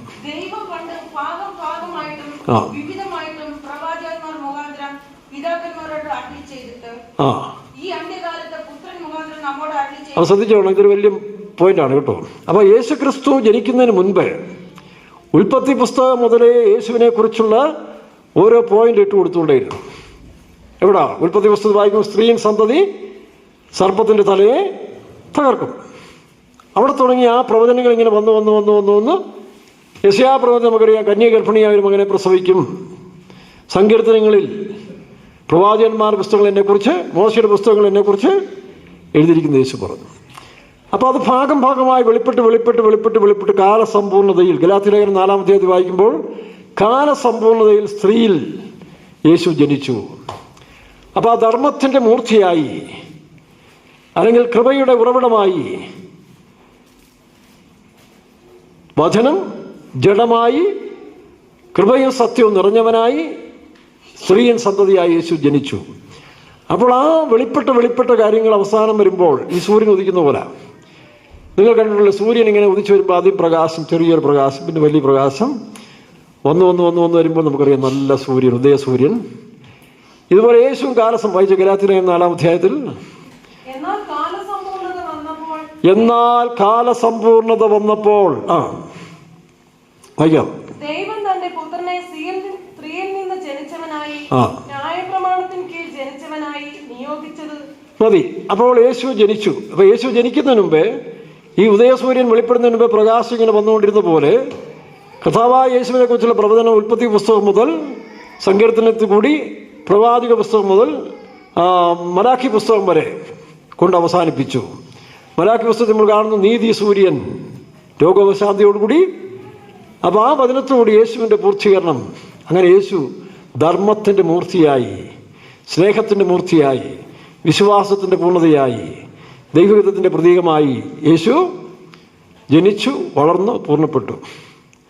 മാത്രമല്ല, യേശു വരുമ്പോൾ സാത്താൻ യേശുവിനെ പരീക്ഷിച്ച ജഡത്തിലല്ല. ശ്രദ്ധിച്ചോണം. യേശുവിനെ ലൂക്കോസിന് സുവിശേഷം 4-ാം അധ്യായത്തിലും മത്തായി സുവിശേഷം 4-ാം അധ്യായത്തിലും ആത്മാവ് അവനെ മരുഭൂമിയിലേക്ക് കൊണ്ടുപോയി. മരുഭൂമിയിലേക്ക് കൊണ്ടുപോയ യേശു അവിടെ സാത്താൻ എങ്ങനെ നേരിട്ടെ? സാത്താൻ ജഡത്തിൽ വന്നില്ല. ആത്മാവിൻ്റെ രൂപത്തിൽ യേശുവിൻ്റെ മനസ്സിൽ, യേശുവിനറിയാം പിശാചിനെ കാണാം, പക്ഷെ നമ്മൾ കാണാൻ ഒക്കത്തില്ല. അപ്പോൾ ആ പിശാച് യേശുവിനെ 3 വിധത്തിൽ പരീക്ഷിച്ചു, പല പരീക്ഷകൾ നടത്തി, അവൻ പരാജയപ്പെട്ടു. അപ്പോൾ അന്നേ സാത്താൻ്റെ തല തകർന്നു, അല്ലെങ്കിൽ അവൻ്റെ ജ്ഞാനം, അവൻ്റെ പരീക്ഷയിൽ യേശു ജയിച്ചു. പിന്നീട് അവിശ്വാസം, അനുസരണക്കേടിൻ്റെ മൂർത്തിയായ പിശാചിനെ യേശു വിശ്വാസവും ദൈവത്തെ അനുസരിച്ച് അനുസരണത്തിൻ്റെ പൂർത്തീകരണം ക്രൂശിൽ നിവർത്തിച്ചപ്പോൾ സാത്താൻ്റെ തലയെ, അല്ല യേശു സാത്താൻ്റെ തലയൊന്നും വെട്ടിയതല്ലല്ലോ, അനുസരണക്കേട് കാണിച്ചവൻ്റെ മുമ്പിൽ അനുസരണം തികഞ്ഞു. ഇങ്ങനെ നിങ്ങളുടെ അനുസരണം തികഞ്ഞു വരുമ്പോൾ സകല അനുസരണക്കേടിനും പ്രതികാരം ചെയ്യുവാൻ ദൈവം ഒരുങ്ങിയിരിക്കുന്നു. അപ്പോൾ യേശു എങ്ങനെ ജയിച്ചേ? യേശു ദൈവത്തെ പൂർണ്ണമായിട്ട് അനുസരിച്ചു. ലൂസിഫർ ദൈവത്തെ ധിക്കരിച്ചു. അവൻ്റെ ആ ഒഡോസിറ്റി, അവൻ്റെ ആ ശാഠ്യം, മത്സരം, അവൻ ദൈവത്തിൻ്റെ ശത്രുവായി തീർന്നു. എന്നാൽ യേശു ഒന്ന് മനുഷ്യന് കാണിച്ചു കൊടുത്തു, ഈ ദൈവത്തിൻ്റെ പുത്രനായി തീരുന്ന എങ്ങനെ? അവൻ പറയുന്നത് അനുസരിക്കണം. ഇപ്പോൾ ചിലപ്പോൾ നമ്മുടെ അപ്പന്മാർ ചിലപ്പം ചിലരുടെ മുമ്പിൽ വെച്ചുകൊണ്ട് നമ്മൾ അവരുടെ അപ്പൻ്റെയൊക്കെ ഇഷ്ടമൊക്കെ ചെയ്തു വരുമ്പോഴേ അവർ പറയും, ജോലിയൊക്കെ ചെയ്തു പറയും, അവൻ എൻ്റെ പുത്രനാണ് കേട്ടോ എന്ന് പറയും. അതിൻ്റെ അർത്ഥം മറ്റുള്ള പുത്രനല്ല, ആ പിതാവിൻ്റെ സാക്ഷ്യം യേശുവിന് പറഞ്ഞു, ഇവൻ എൻ്റെ പ്രിയപുത്രൻ. അപ്പോൾ അതാണ് അനുസരണം തികഞ്ഞു വരിക. ഇതാണ് ഇവിടുത്തെ വിഷയം. അല്ല ബെന്തിക്കോസി ഒന്ന് കൈയടിച്ചുകൊണ്ടോ അന്യഭാഷ പറഞ്ഞുകൊണ്ടൊക്കെ കിട്ടുന്ന സന്തോഷം അത് വേറെ. പക്ഷെ അനുസരണം തികയണം. നിങ്ങൾ സകലത്തിലും അനുസരണമുള്ളവരോ എന്ന് നിങ്ങളെ തന്നെ. അപ്പോൾ ഈ ആത്മീയ വിഷയങ്ങളുടെ അനുസരണത്തിൽ കൂടിയാണ് നമ്മൾ തെളിവ് പ്രാപിക്കുന്നത്. അപ്പോൾ യേശുവിൻ്റെ പൂർണ്ണത എന്ന് പറഞ്ഞാൽ യേശു അനുസരിച്ചു, പൂർണ്ണനായി. സാത്താൻ അനുസരണക്കേടിൻ്റെ മൂർത്തി. അപ്പോൾ അന്ന് സാത്താൻ ജഡത്തിൽ വന്നിട്ടില്ല. ശ്രദ്ധിച്ചോണം. യേശുവിനെ തൻ്റെ കാര്യത്തിൽ പരീക്ഷിക്കുമ്പോൾ അവന് ജഡമില്ല. അതുകൊണ്ടാണ് അധർമ്മത്തിൻ്റെ മർമ്മം, ദ മിസ്റ്ററി ഓഫ് ഇനിക്വിറ്റി, അതിപ്പോഴുണ്ട്. പക്ഷെ അവൻ ജഡത്തിൽ വന്നിട്ടില്ല. കാരണം ന്യായവിധി എവിടാണ്? ന്യായവിധി ജഡത്തിലാണ്. ജഡവും ജീവനും ആത്മാവും ഉണ്ടെങ്കിൽ മാത്രമേ ന്യായം വിധിക്കാനൊക്കത്തുള്ളൂ. ഇപ്പോൾ ആത്മാവേ ഉള്ളൂ, ജഡം വന്നിട്ടില്ല. ഇനി അവൻ വെളിപ്പെടും. ആര്? അധർമ്മമൂർത്തി. വായിച്ചേ. അധർമ്മത്തിന്റെ മർമ്മം ഇപ്പോഴേ വ്യാപരിക്കുന്നുണ്ട്. ഇതുവരെ തടുക്കുന്നവൻ വഴിയിൽ നിന്ന്. അപ്പൊ ഇപ്പോഴും അധർമ്മത്തിന്റെ ശക്തി വ്യാപരി. അതുകൊണ്ടാണ് ഇന്നത്തെ ഈ കേരള സർക്കാരിലും ഇന്ത്യൻ സർക്കാരിലും വിദേശങ്ങളിലുള്ള രാജ്യങ്ങളിലെല്ലാം ഈ ശക്തി വ്യാപിച്ചുകൊണ്ടേയിരിക്കുകയാണ്. അതിന് നമ്മൾ ഭരണകർത്താക്കന്മാരെ കുറ്റം പറഞ്ഞിട്ട് കാര്യമില്ല കേട്ടോ. ഓരോ കാലഘട്ടത്തിൽ എന്ത് ഭരണം നടക്കുന്നു ആ ഭരണത്തിന് ആവശ്യമായ ഭരണകർത്താക്കന്മാരെ രൂപപ്പെടുത്തിയെടുക്കും. അപ്പോൾ ഇങ്ങനെ ഒരു കാലഘട്ടത്തിന് വേണ്ടിയാണ് പിണറായി സഖാവിനെ ദൈവം സൂക്ഷിച്ചുകൊണ്ട് വന്നത്, മോദിജിയെ സൂക്ഷിച്ചത്. അപ്പോൾ അതിനു മുമ്പ് പല മൻമോഹൻ സിംഗും പാർട്ടിയൊക്കെ ഉണ്ടെങ്കിലും അവരെ കൊണ്ട് ഇനി ഒക്കത്തില്ല. കാരണം ഈ അധർമ്മത്തിൻ്റെ ശക്തി വ്യാപരിക്കുന്ന ഈ കാലഘട്ടങ്ങളിൽ അതിനേറ്റ കരുത്തന്മാർ വേണം. എത്ര കള്ളം പറഞ്ഞാലും യാതൊരു മടുപ്പും ഉളിപ്പുമില്ലാത്ത അങ്ങനെയുള്ള മനുഷ്യൻ, അങ്ങനെയുള്ളവരെ കൊണ്ട് ഈ കാലത്ത് ഭരിക്കാനൊക്കത്തുള്ളൂ. എന്ത് അധർമ്മം കാണിച്ചാലും കുറ്റബോധം ഉണ്ടാകാൻ പാടില്ല. അപ്പോൾ അതുകൊണ്ടാണ് ഭരണകർത്താക്കന്മാരും ആ കാലഘട്ടത്തിൽ ഏറ്റവും ഉണ്ടാകുന്നതിൻ്റെ കാരണം അതാണ്. അപ്പോൾ അധർമ്മത്തിൻ്റെ ശക്തി ഇപ്പോഴേ വ്യാപിക്കുന്നു. ഇനി ആര് വെളിപ്പെടണം? അധർമ്മമൂർത്തി വെളിപ്പെടണം. അപ്പോൾ ആ അധർമ്മത്തിൻ്റെ മൂർത്തി ശരീരത്തിൽ വരുമ്പോഴാണ്. യേശു ശരീരത്തിൽ വന്നു കഴിഞ്ഞു. ശരീരത്തിൽ വന്നവനായ യേശു വീണ്ടും ശരീരത്തിൽ വന്ന് ശരീരത്തിൽ വെളിപ്പെടുന്നതായ അധർമ്മമൂർത്തിയെ തൻ്റെ വായിൻ എന്ന് പറഞ്ഞ് വാളിൻ്റെ ശാസനയിൽ അവനെ ശാസിച്ച് ആ ക്ലൈമാക്സ് അതോട് തീരും. അപ്പോൾ അതിനു മുൻപ് ഈ 3-ാം ലോകമഹായുദ്ധം എന്ന് പറയുന്നത്, ഇപ്പോൾ തന്നെ റഷ്യ ഉക്രൈൻ്റെ യുദ്ധമുണ്ടല്ലോ, തുടങ്ങിക്കഴിഞ്ഞു. അതതിൻ്റെ ഒരു സ്റ്റാർട്ടിങ്ങാണ്. ഇനി നിങ്ങൾ മുന്നോട്ട് പോകുമ്പോൾ പെട്ടെന്നൊരു യുദ്ധശ്രുതി കേൾക്കും. ഇപ്പോൾ എല്ലാം യുദ്ധം ആരംഭിച്ച് തകർത്ത് കളയെന്ന് പറഞ്ഞ് ഒരു യുദ്ധശ്രുതി വരുമ്പോൾ പെട്ടെന്ന് 2 പേര് അവതരിക്കും. ഒന്ന് രാഷ്ട്രത്തലവൻ, ഒന്ന് മതനേതാവ്. അതാണ് വെളിപ്പാട് പുസ്തകം 13-ാം അധ്യായത്തിൽ കാണുന്ന ഒരു മൃഗം. 1-ാം അധ്യായത്തിൽ കാണുന്ന മൃഗം രാഷ്ട്രത്തലവനും 11-ാം വാക്യത്തിൽ കാണുന്ന മത നേതാവുമാണ്. കാരണം ഇന്നിപ്പോൾ രാഷ്ട്രീയത്തെക്കാൾ ശക്തി മതമാണ്. കാലത്ത് നോക്കിയേ, നിങ്ങൾ കാണുന്നുണ്ടല്ലോ, ഒരു മതം ശക്തിപ്പെട്ട് വരുന്നുണ്ടല്ലേ. അതിൻ്റെ മുന്നോടിയാണ് ഒരു നക്ഷത്രം, പച്ച നക്ഷത്രം ഉദിച്ചു എന്നുള്ളതായ ഒരു ന്യൂസ് നമ്മൾ കേട്ടു. അത് ഒറിജിനലാണോ ആർട്ടിഫിഷ്യലാണോ അതെന്തെങ്കിലും ഇരിക്കട്ടെ. അപ്പോൾ ഈ പച്ചയെന്ന് പറയുന്നത് നമുക്കറിയാം, ഇന്നത്തെ ഏറ്റവും പച്ചയ്ക്ക് പ്രാധാന്യം കൂടി ഇസ്ലാമിസ്റ്റുകളാണ്. ഇസ്ലാമിസ്റ്റുകൾ വിശ്വസിക്കുന്നത്, അല്ലെങ്കിൽ ഇസ്ലാം മതം വിശ്വസിക്കുന്നത്, അവരുടെ ഒരു രക്ഷകനായിട്ട് ഇമാം മഹദി വരുമെന്നാണ്. പക്ഷേ ഇസ്ലാമിലെ പലരും എഴുതിയിരിക്കുന്ന സത്യങ്ങൾ പലയിടത്തുനിന്ന് കടമെടുത്താണ്. ബൈബിളിൽ നിന്ന്, യഹൂദൻ്റെ ചരിത്രത്തിൽ നിന്ന്, പിന്നെ നബിയുടെ മനസ്സിൽ ഉണ്ടായ വെളിപ്പാടുകൾ, അങ്ങനെ പല ആയത്തുകളെ. അതുകൊണ്ടാണ് ഇന്നിപ്പം അതിന് പലർക്കും മറുപടി പറയാൻ സാധിക്കാതെ വരുന്നത്. അതിലൊരു കറക്ഷൻ ഞാൻ പറയാം. ഇവർ ഈ ഇമാം മഹദി എന്ന് പറയുന്നത് വെളിപ്പാട് പുസ്തകം 6-ാം അധ്യായത്തിൽ വെള്ളക്കുതിര ഉണ്ടല്ലോ, 6-2 വായിക്കുമ്പോൾ ഒരു വെള്ളക്കുതിര പറയുന്നുണ്ട്. വായിച്ചേ.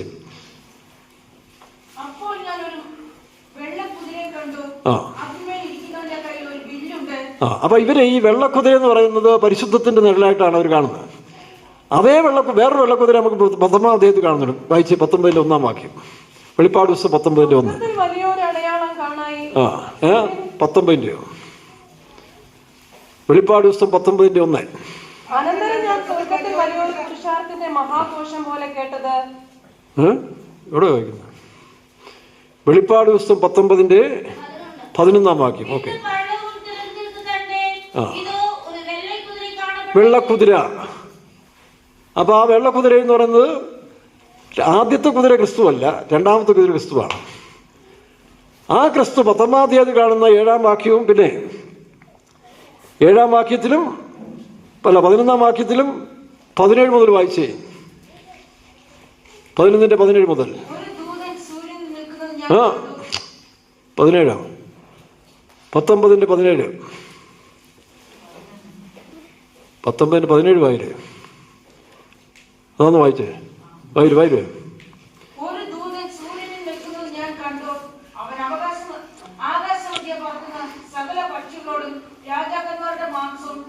ഇല്ല, 19-ാം അധ്യായം വെളിപ്പാട് പുസ്തകം വായിച്ചില്ല. 19-ന്റെ 19 വായിച്ചേ. കുതിരപ്പുറത്തിരിക്കുന്നതിനോട്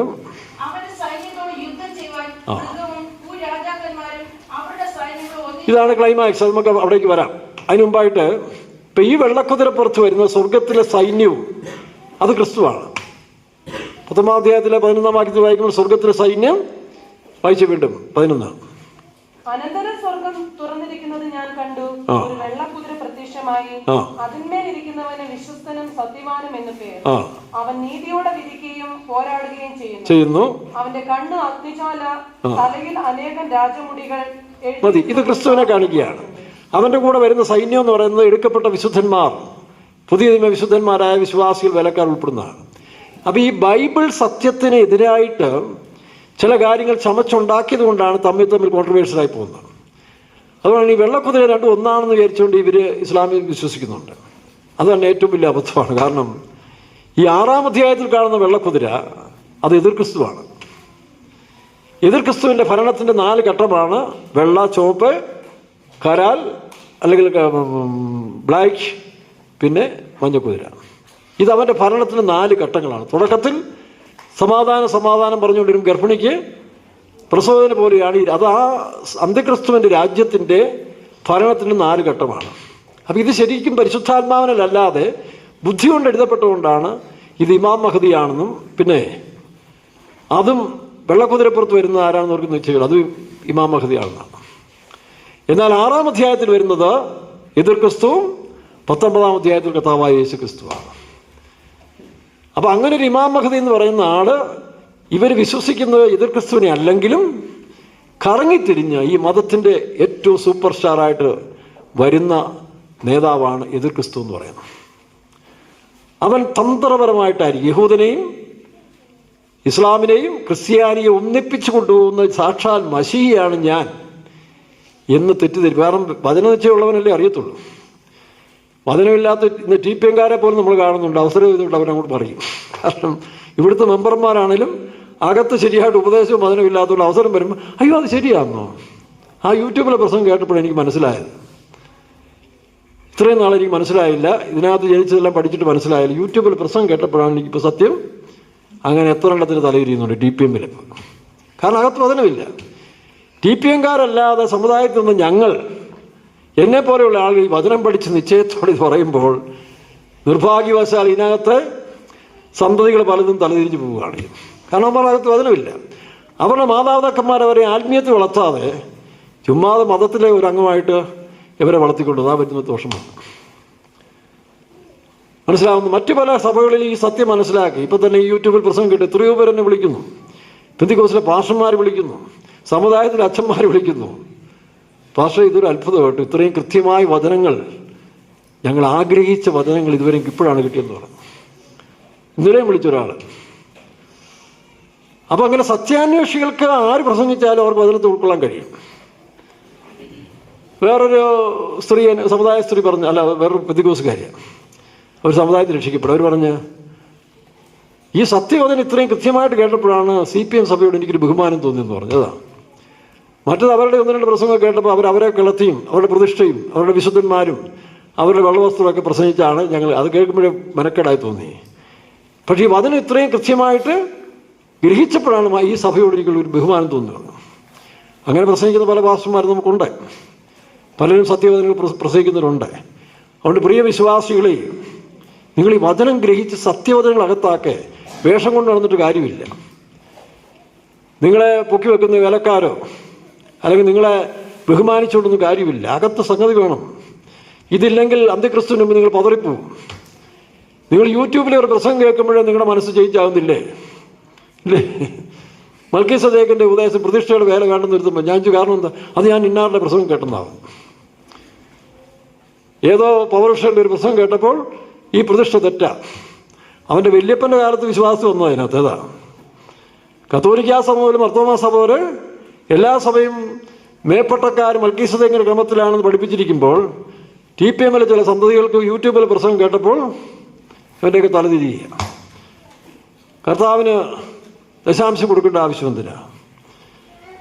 യേശുക്രിസ്തു ദശാംശത്തിന് മേളിലാണ് പറഞ്ഞിരിക്കുന്നില്ലയോ?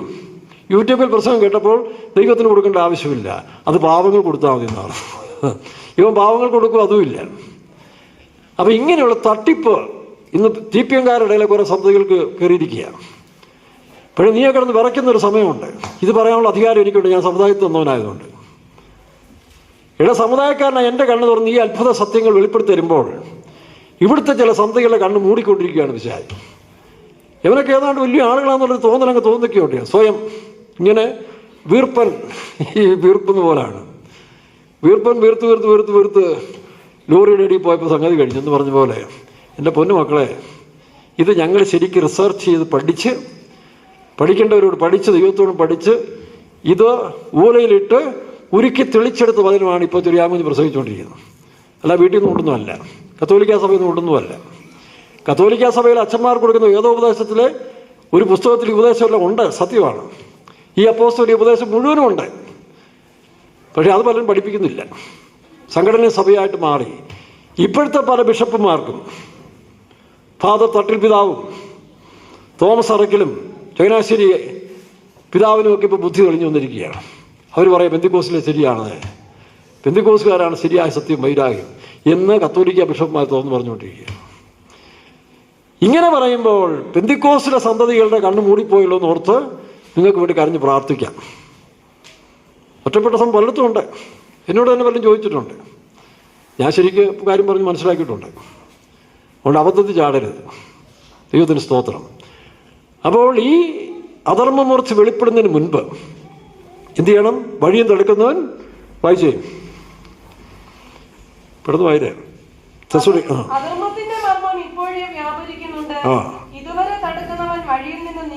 നീങ്ങിപ്പോകണം.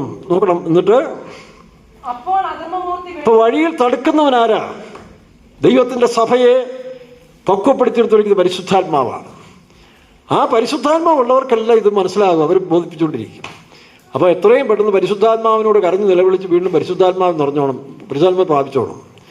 പരിശുദ്ധാത്മാവില്ല ബുദ്ധിയുടെ പ്രമാണം കൊണ്ടുപോകുന്ന പെന്തിക്കോസുകാരെ വേലക്കാരായാലും വിശ്വാസികൾ, നീ എല്ലാം കുഴയും. നീ എല്ലാം അന്ത്യക്രിസ്തുവിന് പോയി മുദ്രയേറ്റ് നിത്യശിക്ഷാവധി നരകത്തിൽ പോകുന്ന സമയം വരാൻ പോവാണ്. തർക്കമില്ലാത്ത കാര്യമാണ്. അതിനു മുമ്പ് അനുദപിച്ച് കരഞ്ഞ് നിലവിളിച്ച് പരിശുദ്ധാത്മാവായിട്ട് ഐക്യപ്പെട്ട് ആ പരിശുദ്ധാത്മാവിന് നിയന്ത്രണത്തിൽ പോകാൻ ശ്രമിച്ചോണം. അപ്പോൾ ഇനിമേ സംഭവിക്കാൻ പോകുന്നത് തടുക്കുന്ന പരിശുദ്ധാത്മാ സഭയും കൊണ്ട് പോകണം. അതാണ് 1 Thessalonians 4-ാം അധ്യായത്തിന്റെ 16-ാം വാക്യത്തിൽ കർത്താവ് താൻ ഗംഭീരനാഥത്തോടും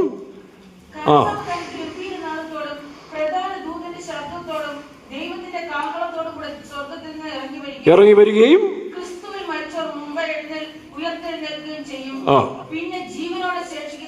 നാം, അതാണ് ഇപ്പൊ നമ്മള് ഇത് ചിലപ്പോൾ ഈ വർഷം അടുത്ത വർഷം സംഭവിക്കാവുന്ന കാര്യമായി പറഞ്ഞത്. എൻ്റെ അഭിപ്രായത്തിൽ നാസയുടെ ചരിത്രം വെച്ച്, നാസയുടെ റിപ്പോർട്ട് അനുസരിച്ച് ഈ നവംബർ മാസത്തിൽ അന്ത്യക്രിസ്തുവിനെ അവർ പ്രതീക്ഷിക്കുന്നതാണ് പറഞ്ഞിരിക്കുന്നത്. പക്ഷേ അവർ പ്രതീക്ഷിക്കണമെങ്കിൽ സഭയെ കൊണ്ടുപോകണം, എങ്കിലും ഒക്കത്തുള്ളൂ. അന്ത്യക്രിസ്തു പ്രവർത്തനം എപ്പോഴും ഉണ്ട്. വായിക്കാം. ജീവനോടെ ശേഷിക്കുന്ന നാം അവരോടൊരുമിച്ച് ആകാശത്തിൽ എടുക്കപ്പെടും. ഇത് 100% നടക്കാൻ പോകുന്ന സത്യമാണ്. പെന്തിക്കോസ്തല്ലേ നിങ്ങൾ ചിലർ വിശ്വസിച്ചില്ലെങ്കിൽ എനിക്ക് ഉറപ്പുണ്ടോ ഇത് സംഭവിക്കും. കർത്താവിൻ്റെ കൃപയാൽ ഞാൻ അവൻ്റെ വരവിൽ പോവുകയും ചെയ്യും.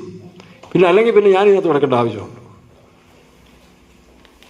എന്നെപ്പോലെ പ്രത്യാശയുള്ള അനേക ദൈവമക്കൾ ഇതിനകത്തുണ്ട്, വിശുദ്ധന്മാരുണ്ട്. ഞങ്ങൾ പറന്നു പോകും, തർക്കമില്ലാത്ത കാര്യമാണ്. അതിനുവേണ്ടി എന്ത് ചെയ്യുന്നു? ലാഭമായത് പലതും വേണ്ടെന്ന് വെച്ച് ജീവിക്കുകയാണ്.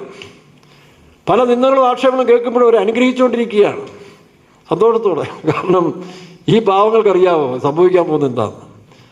അവരിവിടെ കസേര ഉറപ്പിക്കാൻ, അവരുടെ ആധിപത്യം സ്ഥാപിക്കാൻ, അവരുടെ മേൽക്കോയ്മ സ്ഥാപിക്കാൻ പിശാചി ചില വേലക്കാരെയും വിശ്വാസികളെയും കയ്യിലെടുക്കുമ്പോൾ ഞങ്ങൾ മണ്ടന്മാരാന്ന് വിചാരിക്കണ്ട.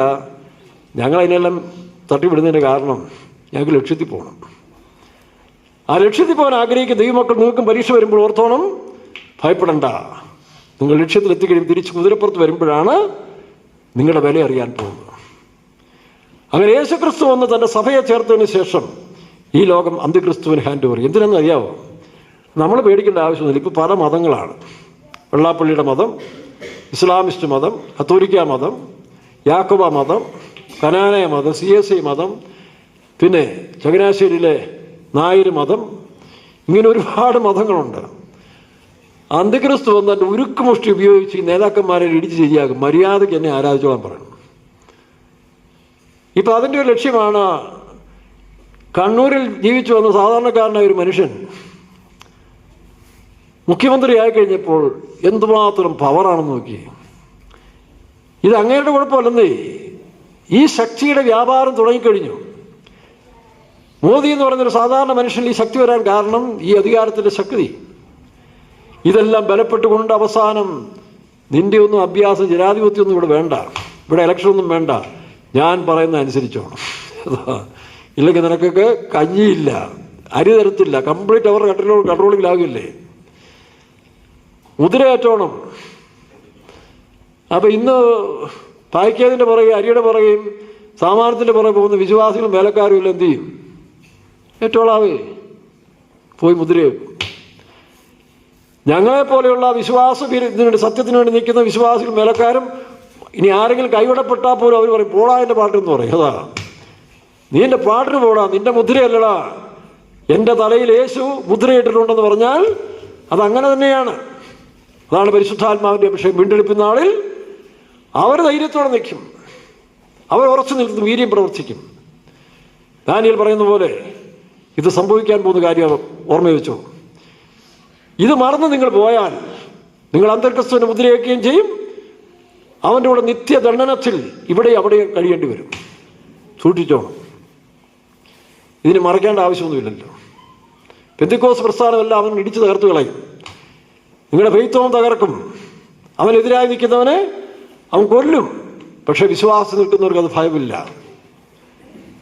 അപ്പോൾ ബാക്കി എല്ലാ മതങ്ങളും, ക്രിസ്തീയ മതം, മുസ്ലിം മതം, ഹിന്ദു മതം, വെള്ളാപ്പള്ളിയുടെ മതം, സകല മതത്തെയും അവൻ ഉരുക്കുമഷ്ടി ഉപയോഗിച്ച് തകർത്ത് കളയും. ഒരൊറ്റ വിഗ്രഹം വേണ്ട, ഔസേപ്പിൻ്റെയും വേണ്ട, മാതാവിൻ്റെയും വേണ്ട, ശ്രീനാരായണ ഗുരുവിൻ്റെയും വേണ്ട, പിന്നെ ബുദ്ധൻ്റെയും വേണ്ട, ഒന്നും വേണ്ട. കാരണം അവർ പറയുന്നതാണ്, ദൈവം പറഞ്ഞിട്ടുണ്ട് വിഗ്രഹം ഉണ്ടാക്കരുത്. ഇപ്പം ഞങ്ങളുടെ ദൈവം അന്ത്യക്രിസ്തു, എന്നിട്ട് ഓരോ പഞ്ചായത്തിലും ഓരോ കമ്പ്യൂട്ടർ വെക്കും, റോബോട്ട്. അവിടെ അനൗൺസ് വരും, അതനുസരിച്ച് ജീവിച്ചോണം. അപ്പോൾ ഏകീകരണത്തിലേക്ക് വരും, നോക്കണം. അപ്പം അങ്ങനെ അധർമ്മത്തിൻ്റെ മർമ്മം വ്യാപിക്കുമ്പോൾ അധർമ്മമൂർത്തി വെളിപ്പെട്ടു, അവൻ ജഡത്തിൽ വെളിപ്പെട്ടു. അപ്പോൾ ഇതുവരെ മർമ്മമായിരുന്ന എതിർക്രിസ്തു ജഡത്തിൽ വെളിപ്പെടുന്നതാണ് അന്ത്യക്രിസ്തു എന്ന് പറയുന്നത്, ആൻറ്റി ക്രൈസ്റ്റ്. അവൻ കണ്ടാൽ വലിയ വലിപ്പമൊന്നുമില്ല, കണ്ടാൽ വലിയ സൗന്ദര്യമുള്ളൂ, പക്ഷെ അവൻ്റെ അധികാരം ഭയങ്കരമായിരിക്കും. അവനെ സാത്താൻ അഭിഷേകം ചെയ്തിരിക്കുകയാണ്. അവൻ്റെ ഉരുക്കുമുഷ്ടി ഉപയോഗിച്ച് സകല മതങ്ങളെയും, കോൺഗ്രസിനെയും കമ്മ്യൂണിസത്തെയും ഈ ഫാസിസത്തെയും സകലത്തെയും കളഞ്ഞതിന് ശേഷം ഞാനാടാ ദൈവം, എന്നെ ആരാധിച്ചോണം. അല്ലാത്തൊരു കഞ്ഞിയില്ല, മാർക്കറ്റിൽ പോയാൽ രക്ഷയില്ല, എല്ലാ നിയമങ്ങളും എതിരാക്കും. ഇപ്പം തന്നെ എത്രയോ ഫോൾസ് കാര്യങ്ങൾ കണ്ടുപിടിച്ച് വെച്ചിട്ട് വയ്ക്കുന്നു, അനീതിയുടെ നിയമനങ്ങൾ, ക്യാമറ ഉൾപ്പെടെ. പക്ഷെ എന്തുകൊണ്ടതൊന്നും ഈ വി.ടി. സതീശനോ ചെന്നിത്തലയോ സുധാകരൻ കിടന്ന് ഒച്ച വെച്ചിട്ടും ഇതൊന്നും പോകുന്നില്ല. അതൊക്കെ നടന്നുകൊണ്ടിരിക്കുന്നു. കാരണം ഈ ശക്തിയാണ്. നാളെ വി.ടി. സതീശൻ്റെ ഗ്രൂപ്പ് വന്നാൽ ഇത് തന്നെ ആവർത്തിക്കും. രാഹുൽ ഗാന്ധി അധികാരത്തിൽ കയറിയാലും, കാരണം ഒരു ഏകലോക ശക്തി, ഇവർ പറയുന്ന ഇമാം മഹദി എന്ന് പറയുന്ന ശക്തി, അത് നമ്മുടെ ഭാഷയിൽ പറഞ്ഞാൽ ആൻറ്റി ക്രൈസ്റ്റ്, അവൻ ഭരിക്കും. ദൈവം അവന് അനുവദിച്ചിരിക്കുകയാണ് 7 വർഷം. ആ 7 വർഷം അവനെന്ത് ചെയ്യും? ലോകത്തെ ഭരിക്കും. ഈ 7 വർഷം കൊണ്ട് അവൻ ചുട്ട് ശരിയാക്കി കളയും. ഒറ്റ ഞാൻ ദൈവം എന്നിലേക്ക് കൊണ്ടുവരും. അപ്പോൾ ഫൈനലായി. ആ ഫൈനലായി കഴിയുമ്പോൾ എന്തു ചെയ്യും? യേശുവിന് അവനെ നേരിട്ട് സന്ദർശിക്കേണ്ട ആവശ്യമാണ്. കാരണം ഫൈനൽ യുദ്ധം എന്ന് പറയുമ്പോൾ ഒറ്റ വ്യക്തിയോടായിരിക്കണം. അപ്പോൾ സകല അധർമ്മങ്ങളും ഒരു വ്യക്തിയിലേക്ക് കേന്ദ്രീകരിച്ചു. എന്തിനാ? അവനെ ന്യായം വിധിക്കണം. സകല മനുഷ്യരുടെ അതിക്രമങ്ങൾ യേശു ക്രിസ്തുവിൽ ചുമത്തി രക്ഷ കൊടുത്തെങ്കിൽ സകല അനീതിയുടെയും മൂർത്തിയായിട്ട് അന്ത്യക്രിസ്തു വരും. അവൻ എന്ത് ചെയ്യും? അവൻ വാസ്തവത്തിൽ നന്മ ചെയ്യുന്നു കേട്ടോ. അന്ത്യക്രിസ്തു വരുന്നതിനെ പറ്റി നിങ്ങൾ എനിക്കൊരു ഭാരമില്ല, അവൻ പറയാൻ എനിക്ക് ഇഷ്ടമാണ്. എൻ്റെ ദൈവം പറഞ്ഞിട്ടാണ് വരുന്നത്. അവൻ വന്ന് ഈ മതങ്ങളെയും വിഗ്രഹങ്ങളെയും ഇതിലെല്ലാം ഇല്ലാതാക്കി ഞാൻ ദൈവം എന്താ വേണ്ടോ? Anti Christ. അപ്പോൾ എല്ലാവരുടെ മനസ്സിലും ആരാ ദൈവം? ആൻറ്റി ക്രൈസ്റ്റ്, ഞങ്ങളുടെ ദൈവം, ആൻറ്റി ക്രൈസ്റ്റ് ഞങ്ങളുടെ ദൈവം, അവൻ ഞങ്ങളുടെ കാരണഭൂതൻ, ഞങ്ങളുടെ രക്ഷകൻ എന്നെല്ലാം പറഞ്ഞുകൊണ്ടിരിക്കും. അങ്ങനെ 7 വർഷത്തെ അവൻ്റെ ഭരണത്തിലാണ് യുദ്ധം ആരംഭിക്കുന്നത്. വായിച്ചേ 6-ാം അധ്യായത്തിന് 2-ാം വാക്യം. വെളിപ്പാട് പുസ്തകം 6:2. കുതിര, വെള്ളക്കുതിര ഇപ്പൊ ചുവപ്പായി മാറി. 4-ാം വാക്യം. കുതിര മാറിക്കൊണ്ടേയിരിക്കുന്നു. വെള്ളക്കുതിര സമാധാനമായിട്ട് മുമ്പോട്ട് വന്ന എതിർ ക്രിസ്തുവിന്റെ രാജ്യം ഇപ്പോൾ എന്തായി മാറി? ചുമപ്പ്. ആ ചുവപ്പ് രാജ്യം. പണ്ട് കമ്മ്യൂണിസ്റ്റ് രാജ്യങ്ങൾ തൊഴിലാളികൾക്ക് രക്ഷ കൊടുക്കാനും പുതിയ ലോകം കൊടുക്കാൻ വന്ന സ്റ്റാലിനാണ് തൊഴിലാളികളുടെ നെഞ്ചത്തോട് ബുൾഡോസർ കയറ്റി അവരെ കൊന്നത്. അതാണ് ലോകം ഞെട്ടിയത്. ഹിറ്റ്ലറേക്കാളും മഹാപാതകം ചെയ്തത് സ്റ്റാലിനാണെന്ന് പലരും സംസാരിക്കുന്നത് കേട്ടിട്ടുണ്ട്. സ്റ്റാലിൻ തൻ്റെ ജനത്തെ തൊട്ടിട്ടില്ല. സ്റ്റാലിൻ തൻ്റെ സ്വന്തം ജനത്തെ ലെനിൻഗ്രാഡിലും സ്റ്റെലിൻഗ്രാഡിലും ബുൾഡോസർ വെച്ച് കയറ്റി അവന്മാരില്ലാതാക്കി കളഞ്ഞു. അവൻ മുതലാളിത്ത സ്പിരിറ്റായിരുന്നു അവന് കയറിയത്. ഇപ്പോൾ തന്നെ നമ്മൾ കാണുന്നില്ലേ? തൊഴിലാളി വർഗ സംഘടനയായ കമ്മ്യൂണിസ്റ്റ് വർഗത്തിൻ്റെ അവസാനം വന്നപ്പോൾ മുതലാളിത്ത ശക്തിയായി മാറി. അതാണ് കാപഠ്യം. കാരണം ഒന്നാമത് ദൈവമില്ലല്ലോ. ദൈവമില്ല, പിന്നെ ആരാ? പിശാച്. അവൻ തന്ത്രം ഇത് തന്നെ ചെയ്യും. അപ്പോൾ അങ്ങനെ അവൻ്റെ ഭരണകാലത്തിൻ്റെ 2-ാം ഘട്ടത്തിൽ യുദ്ധം ആരംഭിക്കും. വായിക്കാം. ചുവന്ന കുതിര.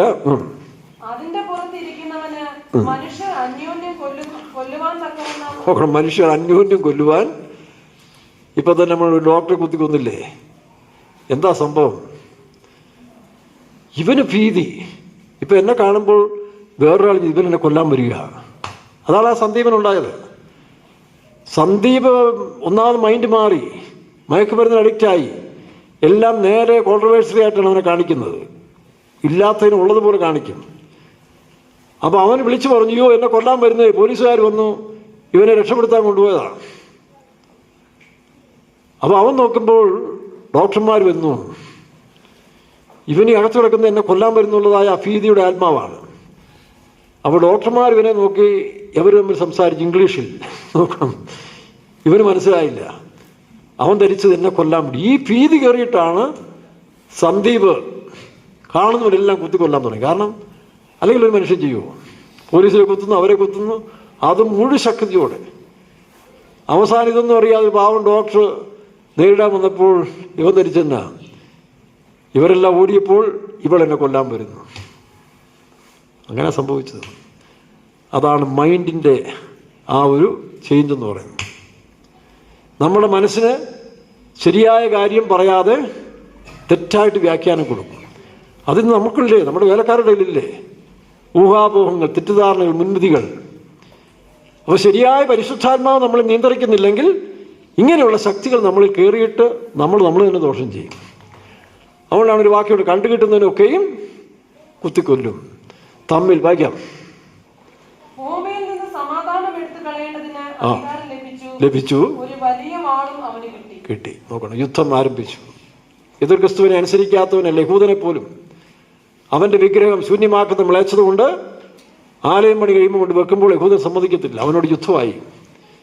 പിന്നെ ചില പ്രാദേശിക രാജ്യങ്ങളെല്ലാം അന്ത്യക്രിസ്തുവിനോട് യുദ്ധം ചെയ്യും. അങ്ങനെ യുദ്ധം കൊടുമ്പിരിയാകും. അതാണ് മൂന്നാം ലോകമഹായുദ്ധത്തിൻ്റെ കണ്ടിന്യൂവേഷൻ. അത് അവസാനിക്കുന്നത് ഹർമുദ് എന്ന് പറഞ്ഞ സ്ഥലത്താണ്. ആ 2-ാം വർഷം, 3.5 വർഷത്തിൻ്റെ അവസാനം, അത് യോവേൽ പ്രവചനം 3-ാം അധ്യായത്തിന് 9-ാം വാക്യമുണ്ട്. 9 മുതൽ 12 വരെ വായിച്ചു. യോവേൽ 3:9 മുതൽ വായിച്ചു. വിശുദ്ധ യുദ്ധത്തിനായി ഒരുങ്ങിക്കൊള്ളുവിൻ.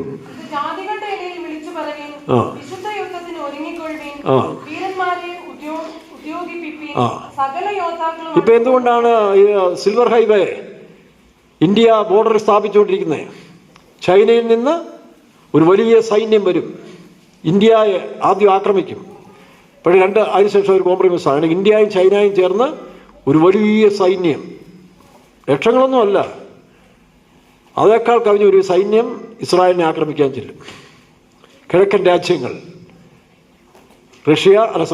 ഇന്ത്യ, ചൈന, ജപ്പാൻ, ഈ 3 രാജ്യങ്ങൾ കൂടി കയറി കിഴക്കൻ രാജ്യങ്ങൾക്ക് വേണം ഇനി വരാൻ പോകുന്ന സാമ്രാജ്യം, 3ാമത്തെ സാമ്രാജ്യം എന്നിവർക്ക് ആശയം വരും. മോദി ഉൾപ്പെടെ, മോദി അല്ലെങ്കിൽ അടുത്ത ആൾ. അങ്ങനെ ഈ രാജ്യങ്ങളെല്ലാം ചേർന്ന് ഇസ്രായേൽ, കാരണം ഇസ്രായേലിൻ്റെ ക്യാപിറ്റൽ സെൻറ്റർ, എല്ലാവരുടെയും മനസ്സിലറിയാം ഇസ്രായേൽ പിടിച്ചെങ്കിൽ അതാണ് തലസ്ഥാനം, ലോകത്തിൻ്റെ തലസ്ഥാനം ഇസ്രായേലാണ്, ജെറുസലേം ആര് പിടിക്കുന്നു അവർക്ക് ഭരിക്കാം. ഈ ഭരണം പിടിക്കാൻ വേണ്ടിയാണ് ഇന്ത്യയും ചൈനയും ജപ്പാനും കൂടെ ചേരും. അങ്ങനെ വേദവസ്തുണ്ട്. കിഴക്കൻ രാജ്യങ്ങൾ വരുമ്പോൾ, കിഴക്കൻ രാജാക്കന്മാർ വരുമ്പോൾ യൂഫ്രട്ടീസ് നദി പറ്റിപ്പോകും. യൂഫ്രട്ടീസ് നദി കടന്ന് ഇറാഖ് കഴിഞ്ഞ് സിറിയ കഴിഞ്ഞ് അവർ ഇസ്രായേലിലെത്തും. ആരാ? കിഴക്കൻ രാജ്യം. എസെക്കിയേൽ പ്രവചനം 38-39 വായിക്കുമ്പോൾ റഷ്യയുടെ നേതൃത്വത്തിൽ, അതിനാണിപ്പോൾ ഉക്രൈനോട് അവർക്ക് പ്രയാസം ഉണ്ടായിട്ടല്ല, ഉക്രൈനോട് അവർക്ക് ഒരു പ്രയാസവും ഇല്ല. പക്ഷേ റഷ്യയ്ക്ക് താവളം കൊടുക്കാത്തതുകൊണ്ട് അവർക്ക് താവളം വേണം. കാരണം റഷ്യയുടെ കൂടെ ഇറാനും മറ്റു ചില രാജ്യങ്ങളോട് ചേർന്ന് അവർ ഇസ്രായേലിനെ ആക്രമിക്കണം. ഇനി ഇസ്രായേൽ ഞങ്ങൾക്ക് വേണമെന്ന് റഷ്യ ചിന്തിരിക്കുക. അങ്ങനെ റഷ്യ സൈന്യം 38-39 മൊത്തം എഴുതിയിട്ടുണ്ട്. അവർ ഈ പറഞ്ഞ പോലെ പേർഷ്യയും തുർക്കിയും എല്ലാം കൂടെ ചേർന്ന് ഈ യുക്രൈൻ കിട്ടിയെങ്കിൽ മാത്രമേ അവരുടെ സൈന്യത്തെ ഇവിടെ പാർപ്പിക്കാനുള്ളൂ. ഇത് അർമോദോൻ, ഈ 3-ാം ലോകയുദ്ധത്തിന് വേണ്ടിയുള്ള തയ്യാറെടുപ്പാണ് റഷ്യ ചെയ്യുന്നത്. അല്ല, ഉക്രൈൻ സ്വന്തം ജനത്തോട് അവർക്ക് പ്രയാസമേ ഇല്ല. പക്ഷേ ആ റഷ്യയുടെ താല്പര്യങ്ങൾക്ക് യുക്രൈനിലെ ഭരണകൂടം സമ്മതിക്കാത്തതുകൊണ്ടാണ് ഇവരെ അറ്റാക്ക് ചെയ്തത്. അങ്ങനെ എന്ത് ചെയ്യും? റഷ്യൻ സൈന്യം ഈ യുക്രൈനിൽ വന്നിട്ട് സിറിയയിലേക്ക് വരും. സിറിയ ഇസ്രായേലിൻ്റെ വടക്കിഴക്കല്ലേ, ശത്രുവാണ്. അങ്ങനെ വടക്ക് രാജ്യമായ സിറിയയിലേക്ക് ഇവർ വരും. കിഴക്കൻ രാജ്യമായ ഇന്ത്യ, ചൈന, ജപ്പാൻ 3 രാജ്യങ്ങൾ, ഇതെല്ലാം വാക്യമുണ്ട്, എടുക്കാനിപ്പോൾ സമയമില്ല. അവരെല്ലാം ചേർന്ന് ഈ പറഞ്ഞ യൂഫ്രട്ടീസ് നദി വരുമ്പോൾ യൂഫ്രട്ടീസ് നദി പറ്റിപ്പോകും. എങ്ങനെ പറ്റും? ഈ ഹൈഡ്രജനെയും ഇതിനെയും വേർതിരിക്കുന്ന ഒരു ബോംബിട്ടാൽ മതി, വെള്ളം ഇവാപ്പറേറ്റ് ചെയ്ത് പോകും. രണ്ടിനെയും വേർതിരിക്കും, പിന്നെ വെള്ളമില്ല. അങ്ങനെ അവർ ഇസ്രായേലിലെത്തും. അപ്പോൾ കിഴക്കൻ സൈന്യം വന്നു, പിന്നെ റഷ്യയുടെ സൈന്യങ്ങൾ വന്നു. അവരാദ്യം പാലസ്തീൻ യെരുശലേമിനെ പിടിക്കും. പാതി യെരുശലേം പ്രവാസത്തിൽ പോകുന്നവരുണ്ട്. സക്കറിയ പ്രവൃത്തി വായിക്കുമ്പോൾ യെരുശലേമിൻ്റെ പാതി പ്രവാസത്തിലേക്ക് പോകും. കാരണം പാലസ്തീനെ പിടിക്കാൻ, പാലസ്തീന് പകുതി കൊടുക്കണമെന്ന് UN ഇതുവരെ പറഞ്ഞിട്ട് സമ്മതിച്ചിട്ടില്ല. അപ്പോൾ അതാണ് പാലസ്തീനെ പിടിച്ച് പകുതി കൊടുക്കും. പക്ഷേ ലക്ഷ്യം അതല്ല. അങ്ങനെയെങ്കിലും ഒരു യുദ്ധം അവസാനിപ്പിക്കേണ്ടതാണ്. ഈ കെയർ ഓഫിൽ ഇസ്രായേലിനെ തകർച്ചിട്ട് ഇസ്രായേലിൻ്റെ കൊള്ള യുറേനിയം ടൺ കണക്കിന് കിടക്കുകയാണ് ചെങ്കടലിൽ. അതുപോലെ അവിടുത്തെ കാർഷിക സമൃദ്ധി, വിളവ് ഇതെല്ലാം കിട്ടിയെങ്കിൽ ഇനി ലോകത്തിന് പിടിച്ചിരിക്കാനൊക്കത്തുള്ളൂ. അതുകൊണ്ടാണ് അവർ ഇസ്രായേലിനെ ആക്രമിക്കുന്നത്. അതുകൊണ്ടല്ലേ 38-ാം അധ്യായത്തിൽ രാജ്യങ്ങൾ ചോദിക്കുന്നില്ല, നീ അവരെ കൊള്ളയിടാനോ വന്നത് ഇല്ലേ? തർശീശ് വത്തകന്മാരും അവരുടെ ബാലസിംഹുകളും നിങ്ങൾ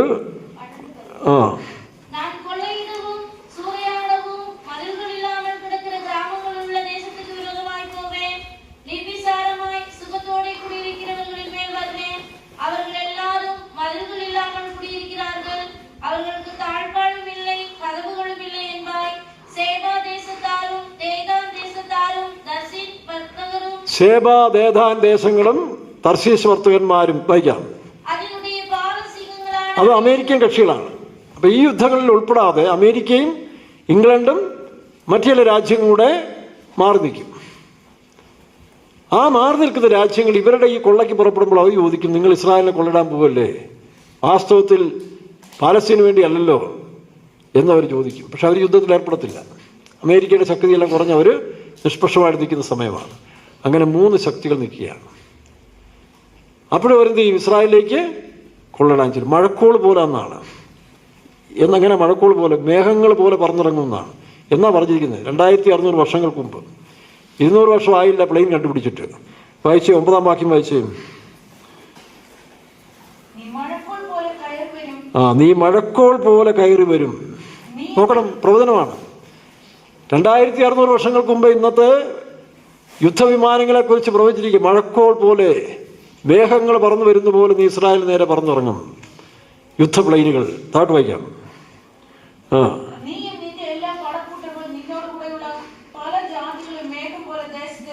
മേഘം പോലെ ദേശത്തെ മൂടും. അങ്ങനെ മുഴുവൻ ഇസ്രായേലിലും ഈ റഷ്യയുടെയും ചൈനയുടെയും അല്ലെങ്കിൽ ഇന്ത്യയുടെ ശക്തികളെല്ലാം കയറി ആക്രമിച്ചില്ലാതാക്കാൻ ശ്രമിക്കുന്ന സമയത്തിൽ എതിർ ക്രിസ്തുവും ശക്തിപ്പെട്ട് അവനും എന്ത് ചെയ്യും? ഇസ്രായേലിനെ ഉപദ്രവിച്ചുകൊണ്ടിരിക്കും. അങ്ങാണ് വിലാപങ്ങൾ. കുത്തിയമങ്കിലേക്ക് നോക്കി രക്ഷപ്പെടും. നോക്കണം. അപ്പോൾ ഈ സമയത്താണ് വെളിപ്പാട് ദിവസം 11-ാം അധ്യായത്തിൽ 2 പ്രവാചകന്മാരെ അയക്കും. മോശയെയും ഏലിയാവിനെയും. മോശയല്ല, ആനോക്കും ഏലിയാവും. മോശയാണെന്ന് ഇതിൽ പറയുന്നതല്ല. മോശ ഒരിക്കൽ മരിച്ചു. ഒരിക്കൽ മരിച്ചയാൾ പിന്നെ ഒന്ന് മരിക്കാൻ വകുപ്പില്ല. ഒരിക്കൽ മരിക്കുകയും ഇപ്പം മോശ മരിച്ചുപോയി. മരിക്കാത്ത 2 പേർ വേദപുസ്തകത്തിലൊന്ന് മനസാക്ഷ്യം കാലത്തിൽ എടുക്കപ്പെട്ട ആനോക്കും ന്യായപ്രമാണത്തിൽ എടുക്കപ്പെട്ട ഏലിയാവും. അവർ പറയുന്ന മോശ തീയിറക്കി, അത് അല്ല, മോശമല്ലല്ലോ തീയിറക്കും, ദൈവമല്ലേ. അത് ഏലിയാവിനെ കൊണ്ട് ഏലിയാവും തീയിറക്കില്ലേ. ആനോക്കും ഈ 2 സ്പിരിറ്റാണ്. സക്കറിയാപ്രവചനം നമ്മൾ വായിക്കുമ്പോൾ കൃപയുടെയും യാചനയുടെയും ആത്മാവ് ഞാൻ പകരും. 13-ാം അധ്യായത്തിലാണെന്നല്ലേ. കൃപയുടെയും 12-ാം അധ്യായം 10-ാം വാക്യം വരും.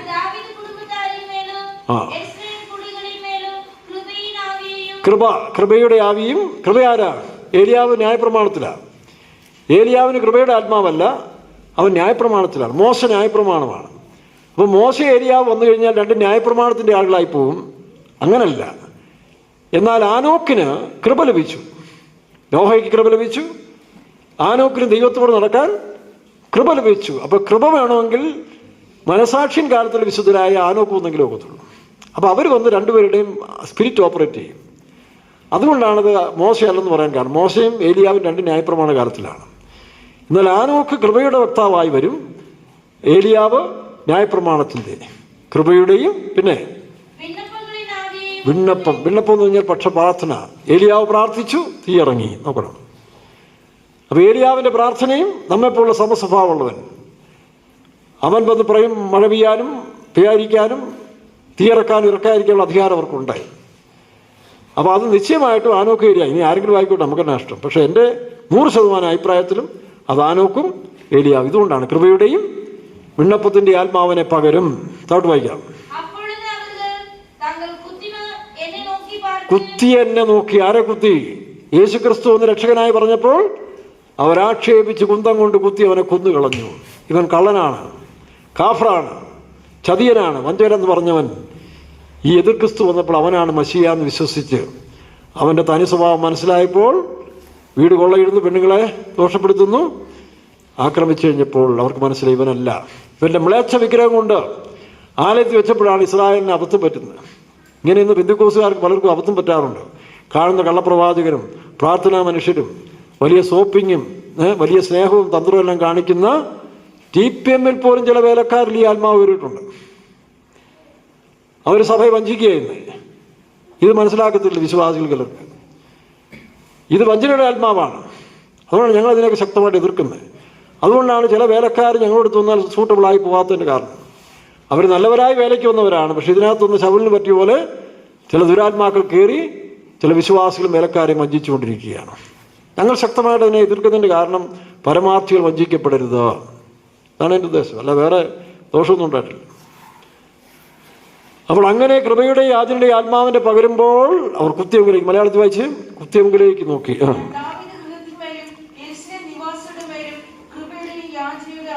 കൃപയുടെയും യാചനയുടെയും ആത്മാവിനെ പകരുന്നത് കൊണ്ടാണ് അവർക്ക് യേശു ക്രിസ്തുവിനെ വീണ്ടും വിശ്വസിക്കാൻ കഴിയുന്നത്.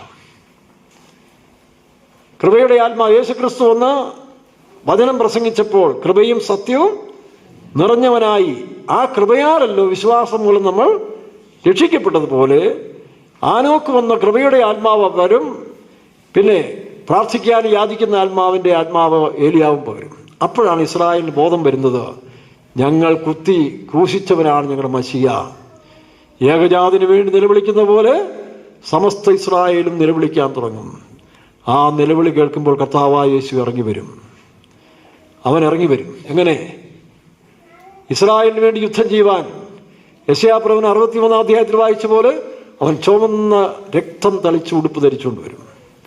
അതിൻ്റെ അർത്ഥം ജാതികളെ വെട്ടുവാൻ, ജാതികളുടെ ന്യായവിധി നടത്തുവാൻ, അന്ത്യക്രിസ്തുവിനെ കൂട്ടരെ ന്യായവിധി നടത്തുവാൻ യേശു ഇറങ്ങി വരും. വെള്ളക്കുതിരപ്പുറത്ത് വരുന്നതിന് മുമ്പ് തൻ്റെ സൈന്യം നോക്കണം, മിഖായേലും ഒക്കെയാണ് യുദ്ധമുണ്ടല്ലോ. അപ്പോൾ യേശു ഇറങ്ങി വരും. വായിച്ച ചുവന്ന ഉടുപ്പ്. നിന്റെ ഉടുപ്പ് ചുവന്നിരിക്കുന്ന എന്ത്? എന്ത്? ചവിട്ടി.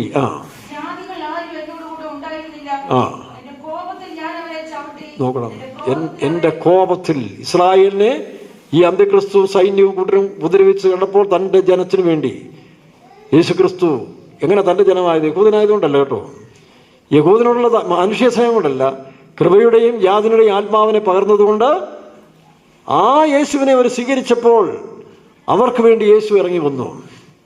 രക്ഷകനായിട്ടല്ല, രക്ഷകൻ്റെ കാലം കഴിഞ്ഞു, ഇനി പ്രതികാരകനായിട്ടാണ്.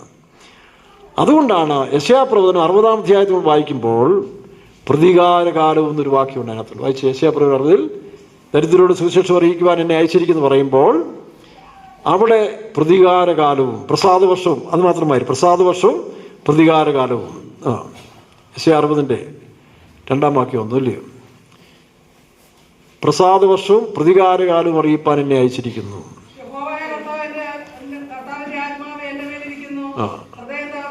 താഴെ താഴെ പ്രസാദവർഷവും, അത് മാത്രമായി പ്രസാദവർഷവും ദൈവത്തിൻ്റെ പ്രതികാരം. പക്ഷേ ലൂക്കോസിന് ശേഷം വായിക്കുമ്പോഴേ 4-ാം അധ്യായത്തിൽ യേശു എടുത്തു പറയുമ്പോൾ ആ പ്രതികാരം എന്നുള്ള അവിടെ ഇല്ല. നോക്കിയേ, വായിച്ചേ, പെട്ടെന്ന് എടുക്കാൻ വായി.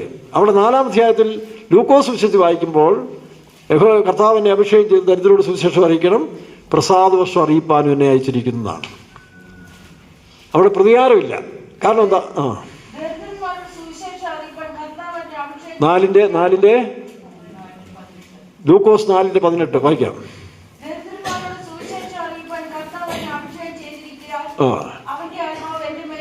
ഉണ്ട്.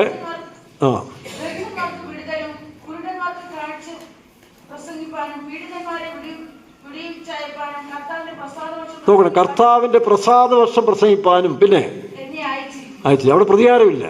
അത് മാറ്റിയിട്ട് കാരണം ഇപ്പോൾ പ്രതികാരം ചെയ്യാമെന്നല്ല, യേശു പ്രതികാരം ചെയ്യുന്ന സമയമല്ലത്, അത് പ്രസാദവർഷം. എന്നാൽ യഹൂദൻ രക്ഷിക്കപ്പെട്ട് കഴിയുമ്പോൾ യഹൂദനെതിരായി നിൽക്കുന്ന അന്ത്യക്രിസ്തുവിനെ സൈന്യത്തിനോട് പ്രതികാരം ചെയ്യുവാൻ യേശു ഇറങ്ങി വരും. തനിക്ക് ആക്ഷരികമായ വാളെടുത്ത് വെട്ടേണ്ട ആവശ്യമില്ല, തൻ്റെ വായിൽ വാൾ തന്നെ വെട്ടി ആ സമയത്ത് ഇവരുടെ രക്തം ചിന്തുകയാണ്. ഇല്ല, തമ്മി വിട്ടും യവന്മാർ തമ്മി വിട്ടു. യേശു ആരെയും വെട്ടിക്കൊല്ലുന്നില്ല കേട്ടോ. യേശുവിൻ്റെ വായിൽ വാൾ മതി, തമ്മി വെട്ടിക്കൊന്നോളും. തങ്ങളെ തന്നെ കൊല്ലേണ്ടതിന് അവർക്ക് അധികാരം കിട്ടുന്നില്ലേ? അങ്ങനെ യേശു ദൃക്സാക്ഷിയായിട്ട് ഇത് നിന്ന് കാണുകൊണ്ടിരിക്കും. അങ്ങനെയാണ് അവൻ്റെ രക്തം തളിച്ചു ഉടുപ്പായിട്ട് അവൻ രംഗപ്രവേശം. അതിനുശേഷമാണ് ഈ ജാതികളെ വെട്ടി യേശു വെളിപ്പെടും. എപ്പോൾ? 14-ാം അധ്യായത്തിൽ വായിക്കുമ്പോൾ 4-ാം വാക്യം വായിച്ച് സക്കറിയ 14:4 അവനെന്ത് ചെയ്യും? അന്നാളിൽ അവൻ്റെ കാൽ ഒലിമലയിൽ നിൽക്കും. അപ്പോൾ ഒലിമലയിലേക്ക് പോകുമ്പോൾ രണ്ട് കാര്യം നടക്കുന്നുണ്ട്. ഒന്ന്, യഹൂദന്മാരോട്, ഈ രക്ഷിക്കപ്പെട്ട യഹൂദന്മാർക്ക് യേശുവിൻ്റെ വചനം അവർക്ക് ഓർമ്മ വരും. മത്തായിയുടെ സുവിശേഷം 24-ാം അധ്യായത്തിന് 15-ാം വാക്യം വായിച്ച് ലൂക്കോസിന്റെ സുവിശേഷം മത്തായിയുടെ സുവിശേഷം 24:15. ആ വചനങ്ങളെ വിശ്വസിക്കുന്ന രക്ഷിക്കപ്പെട്ട യഹൂദന്മാർ യേശുവിനെ വിശ്വസിച്ചുകൊണ്ട് അവർ ഒലിവുമലയിലേക്ക് ഓടിച്ചെല്ലും. അവർക്കറിയാം മശിഹ അവിടെ വരും. വായിക്കാം. എന്നാൽ ദാനിയേൽ പ്രവാചകൻ മുഖാന്തരം അരുളി ചെയ്തതുപോലെ ശൂന്യമാക്കുന്ന മ്ലേച്ഛത വിശുദ്ധ സ്ഥലത്തിൽ നിൽക്കും. ശൂന്യമാക്കുന്ന മ്ലേച്ഛത എന്ന് പറയുന്നത് അന്ത്യക്രിസ്തുവിന്റെ വിഗ്രഹത്തെ കൊണ്ട് യെരുശലേം, ഈ പണിയപ്പെടാൻ പോകുന്ന യെരുശലേം ദേവാലയത്തിൽ വെക്കും. അടുത്ത് വിശുദ്ധ സ്ഥലത്ത് നിൽക്കുന്നത് നിങ്ങൾ കാണുമ്പോൾ ദാനിയേൽ 9-ാം അധ്യായം 27-ാം വാക്യമുണ്ട് കേട്ടോ. ദാനിയേൽ 9:27 വാക്യമുണ്ട്. ഇപ്പൊ വായിച്ചു വാക്യം വീണ്ടും വരും. മത്തായിയുടെ വായിക്കുന്നവൻ ചിന്തിച്ചു കൊള്ളട്ടെ. അന്ന് യഹൂദയിലുള്ളവർ യേശുവിനെ സ്വീകരിച്ചവർ എന്ത് ചെയ്യണം? മലകളിലേക്ക് ഓടിപ്പോകും. കാരണം ഞാൻ അവിടെ വരും. ഞാൻ മലകളിലേക്ക് പൊക്കോ, അവിടേക്ക് വരും. ഒലിവുമലയിലേക്ക് യേശു വരും. അവിടെ നിന്നാണ് യേശു സ്വർഗ്ഗാരോഹണം ചെയ്തത്. അപ്പോസ്തല പ്രവൃത്തി 1-ാം അധ്യായത്തിന് 9-ാം വാക്യം മുതൽ വായിക്കുമ്പോൾ ഗലീല പുരുഷന്മാരെ, നിങ്ങൾ ആകാശത്തിലേക്ക് നോക്കി നിൽക്കുന്ന എന്താ? ഒലിവുമലയിൽ വെച്ച് അവൻ സ്വർഗ്ഗാരോഹണം ചെയ്തതുപോലെ അവൻ വീണ്ടും വരും. വിശ്വസിക്കുന്നോ?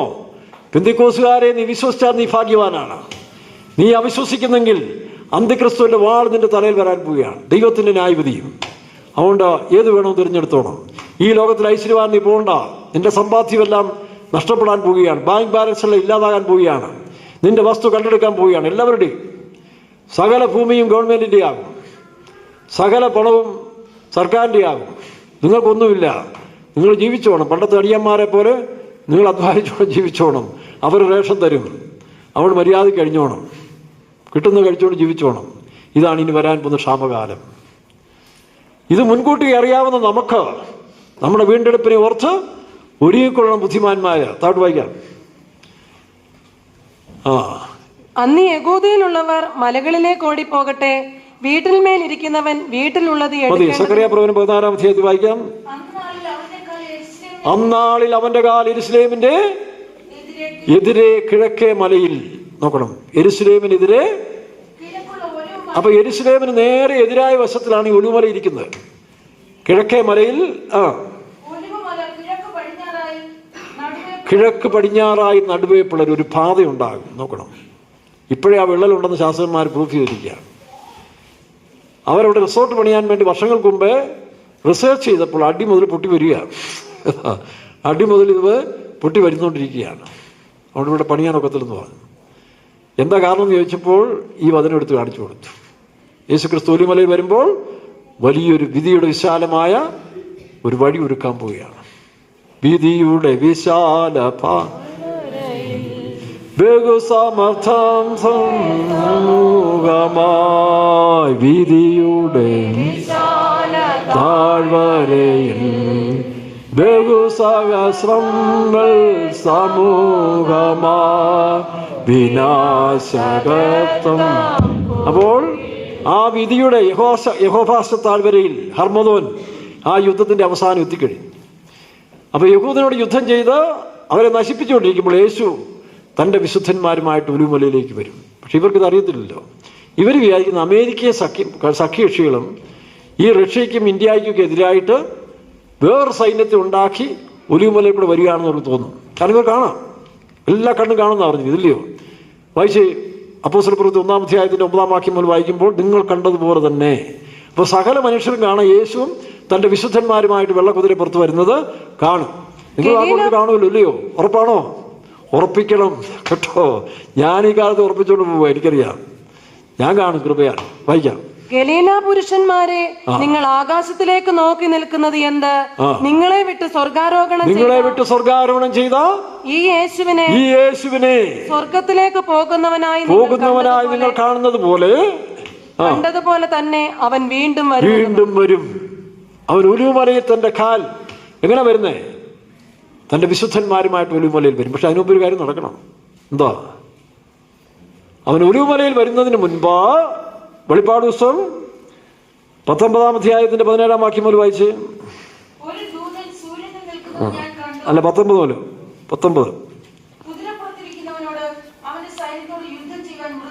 മൃഗവും കള്ളപ്രവാചകനും. നോക്കട്ടെ, ഭൂരാജാക്കന്മാർ, ഭൂമിയുള്ള രാജാക്കന്മാരെല്ലാം ഒന്നിച്ച് ഇസ്രായേലിൽ തമ്പടിച്ചിരിക്കുക, രണ്ട് സാക്ഷികളായിട്ട്. റഷ്യക്ക് തങ്ങളുടെ സാമ്രാജ്യം വേണമെന്ന് അവര്, കിഴക്കൻ രാജ്യമായ ചൈനയ്ക്ക് ഇന്ത്യയും വേണമെന്ന് അവര്, കിഴക്കും വടക്കും തമ്മിൽ യുദ്ധമാണ്. അങ്ങനെ ആ സൈന്യങ്ങളെല്ലാം ഇസ്രായേലിൽ തമ്പടിച്ചിരിക്കുകയാണ്. ലക്ഷങ്ങൾ, കോടികൾ, 20,000 കോടിയൊക്കെ എന്നാണ് പറയുന്നത്. അങ്ങനെ സൈന്യങ്ങൾ അണിനിരക്കും.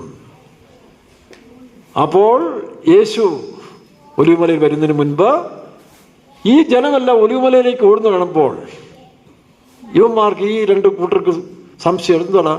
ഇവരെ രക്ഷിക്കാൻ അമേരിക്ക യുദ്ധത്തിലില്ലല്ലോ. അമേരിക്കയും സഖ്യകക്ഷികളും വെള്ളക്കുതിരപ്പുറത്ത് വരുന്ന പോലെ ഇവർക്ക് തോന്നുന്നു. അന്ന് കുതിരകൾ വലിയ പ്രാധാന്യമാണ്. ഇന്നിപ്പോൾ ഇസ്രായേലിലെ പെണ്ണുങ്ങൾക്ക്, ഇസ്രായേലിലെ 18 വയസ്സുള്ള പെൺകുട്ടികൾക്കെല്ലാം കുതിരയെ വാങ്ങിച്ചു കൊടുത്തിരിക്കുകയാണ് ഇസ്രായേൽ. കാരണം മലയുടെ മേളിൽ കുതിരപ്പുറത്ത് പോയി യുദ്ധം ചെയ്യണം. യഥാ മിന്നൽ വേഗത്തിൽ കുതിരപ്പുറത്ത് ചെന്ന് അടിക്കണം. അതിന് ഇസ്രായേലിൽ 18 വയസ്സുള്ള എല്ലാ പെൺകുട്ടികൾക്കും ഏറ്റവും മോഡേൺ റൈഫിൾ AK-47 10 മടങ്ങ് ശേഷിയുള്ളതായ ഭാരം കുറഞ്ഞ തോക്ക് കണ്ടുപിടിച്ച് വെച്ചിട്ടുണ്ട്. ആ തോക്കും കുതിരപ്പുറച്ച സവാരിയും പെണ്ണുങ്ങളെ അവരാണ് ഇനി ഇസ്രായേലിൽ യുദ്ധം നടത്തുന്നത്. അതുകൊണ്ടാണ് യെശയ്യാ ഒരു വാക്യമുണ്ടല്ലോ, സ്ത്രീകൾ പുരുഷന്മാരെ പരിപാലിക്കും. ഇസ്രായേലിൻ്റെ സ്ത്രീകൾക്ക് അതുപോലുള്ളതായ പവറുണ്ട്. അവരെ അഭ്യസിപ്പിക്കുന്നു. അവർ പുരുഷന്മാരെ പരിപാലിക്കുന്ന അവർ. അത്രയ്ക്കും വിദഗ്ധരാണ് ഇസ്രായേലിൻ്റെ പെൺകുട്ടികൾ. അവരെ കുതിര പട്ടാളത്തിൽ വെച്ച് അഭ്യസിപ്പിക്കുന്നു. AK-47 10 മടങ്ങുള്ളതായ ഭാരം കുറഞ്ഞ തടി കൊണ്ടുണ്ടാക്കിയ റൈഫിൾ, അനേക റൗണ്ട് വെക്കാവുന്ന പുതിയ തോക്ക് അവർ കണ്ടുപിടിച്ച് വെച്ചിട്ടുണ്ട്.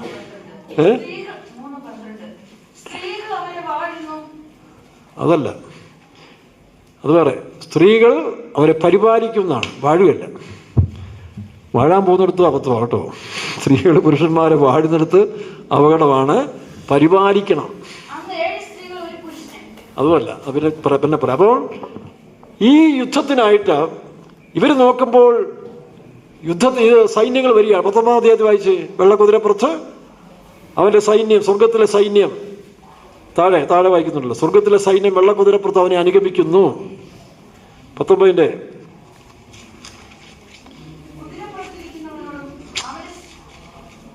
19 വെള്ളക്കുതിരപ്പുറത്ത് അവൻ്റെ സ്വർഗത്തിലെ സൈന്യവനെ. ആ 3-ാം വാക്യത്തിലാണ് ഉണ്ടല്ലോ. കണ്ണൊന്ന് മേലോട്ട് താഴോട്ടൊക്കെ ഒന്ന് ഓടിച്ചു നോക്കേ.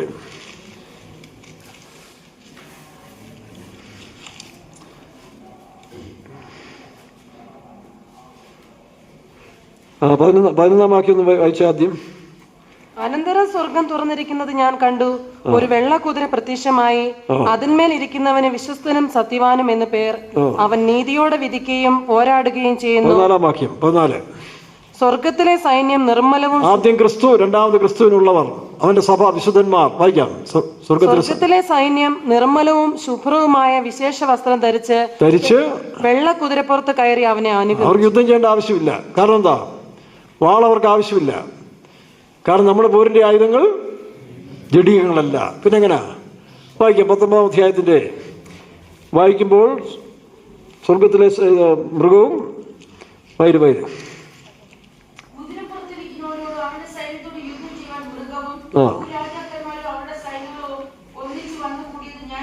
കണ്ടു.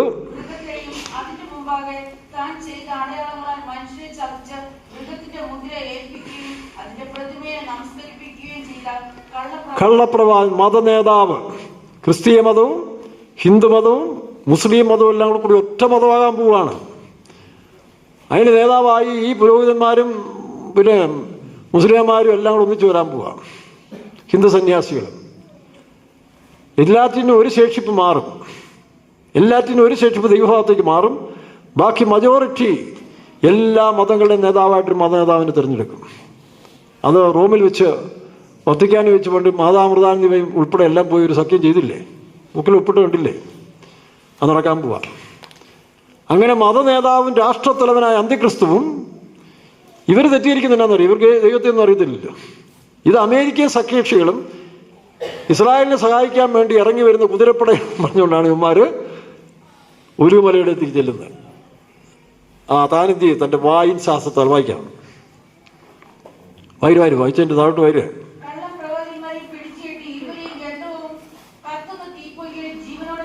ജീവനോടെ തള്ളിപ്പിടിക്കും. പിന്നെ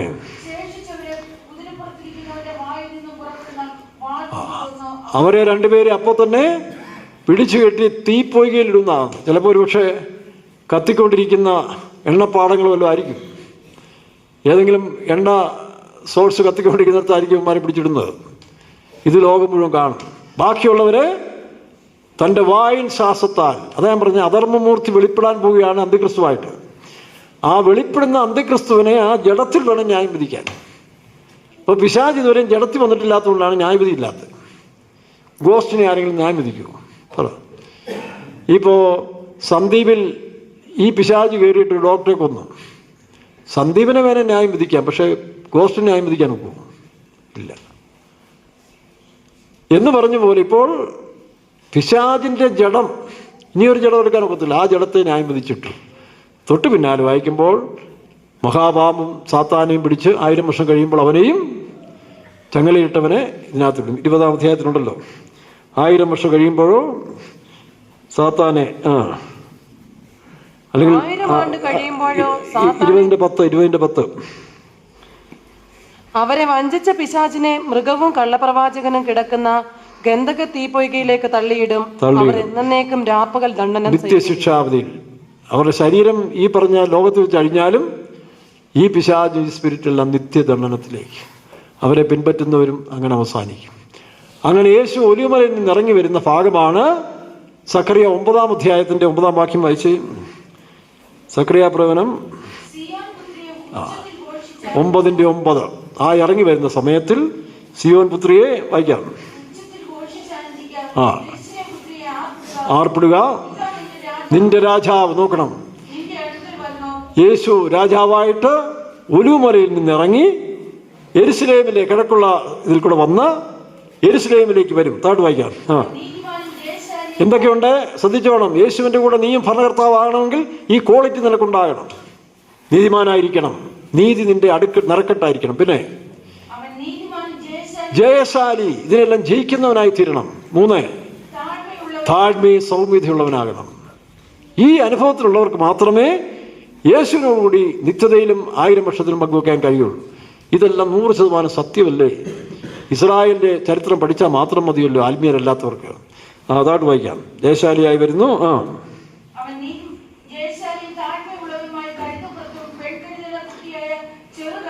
യേശുവിൻ്റെ എളിമത്വത്തെ കാണിക്കുകയാണ്. നമ്മുടെ പെൺകഴുതപ്പുറത്തും അതല്ല, അതിൻ്റെ ചെറിയ കുട്ടിയുടെ എന്നർത്ഥം തന്നെത്താൻ താഴ്ത്തുന്ന ആത്മാവ് അവർ വിജയിക്കപ്പെടും.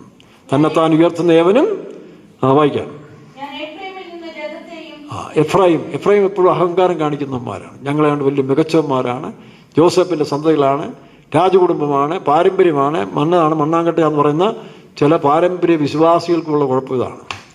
വേറെ ചിലന്ത് ചെയ്യും, ഞങ്ങൾ താഴ്ത്തപ്പെട്ടവരാണ്, ഞങ്ങൾക്ക് ഒരിക്കലും നീതി കിട്ടത്തില്ല.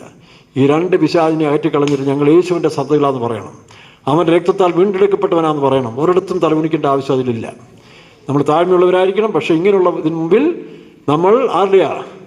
യഹൂദ സന്തതിയാന്ന് പറയണം.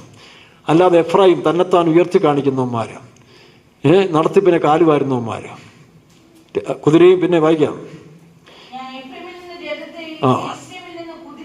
എന്താ ഈ രഥവും കുതിരയും?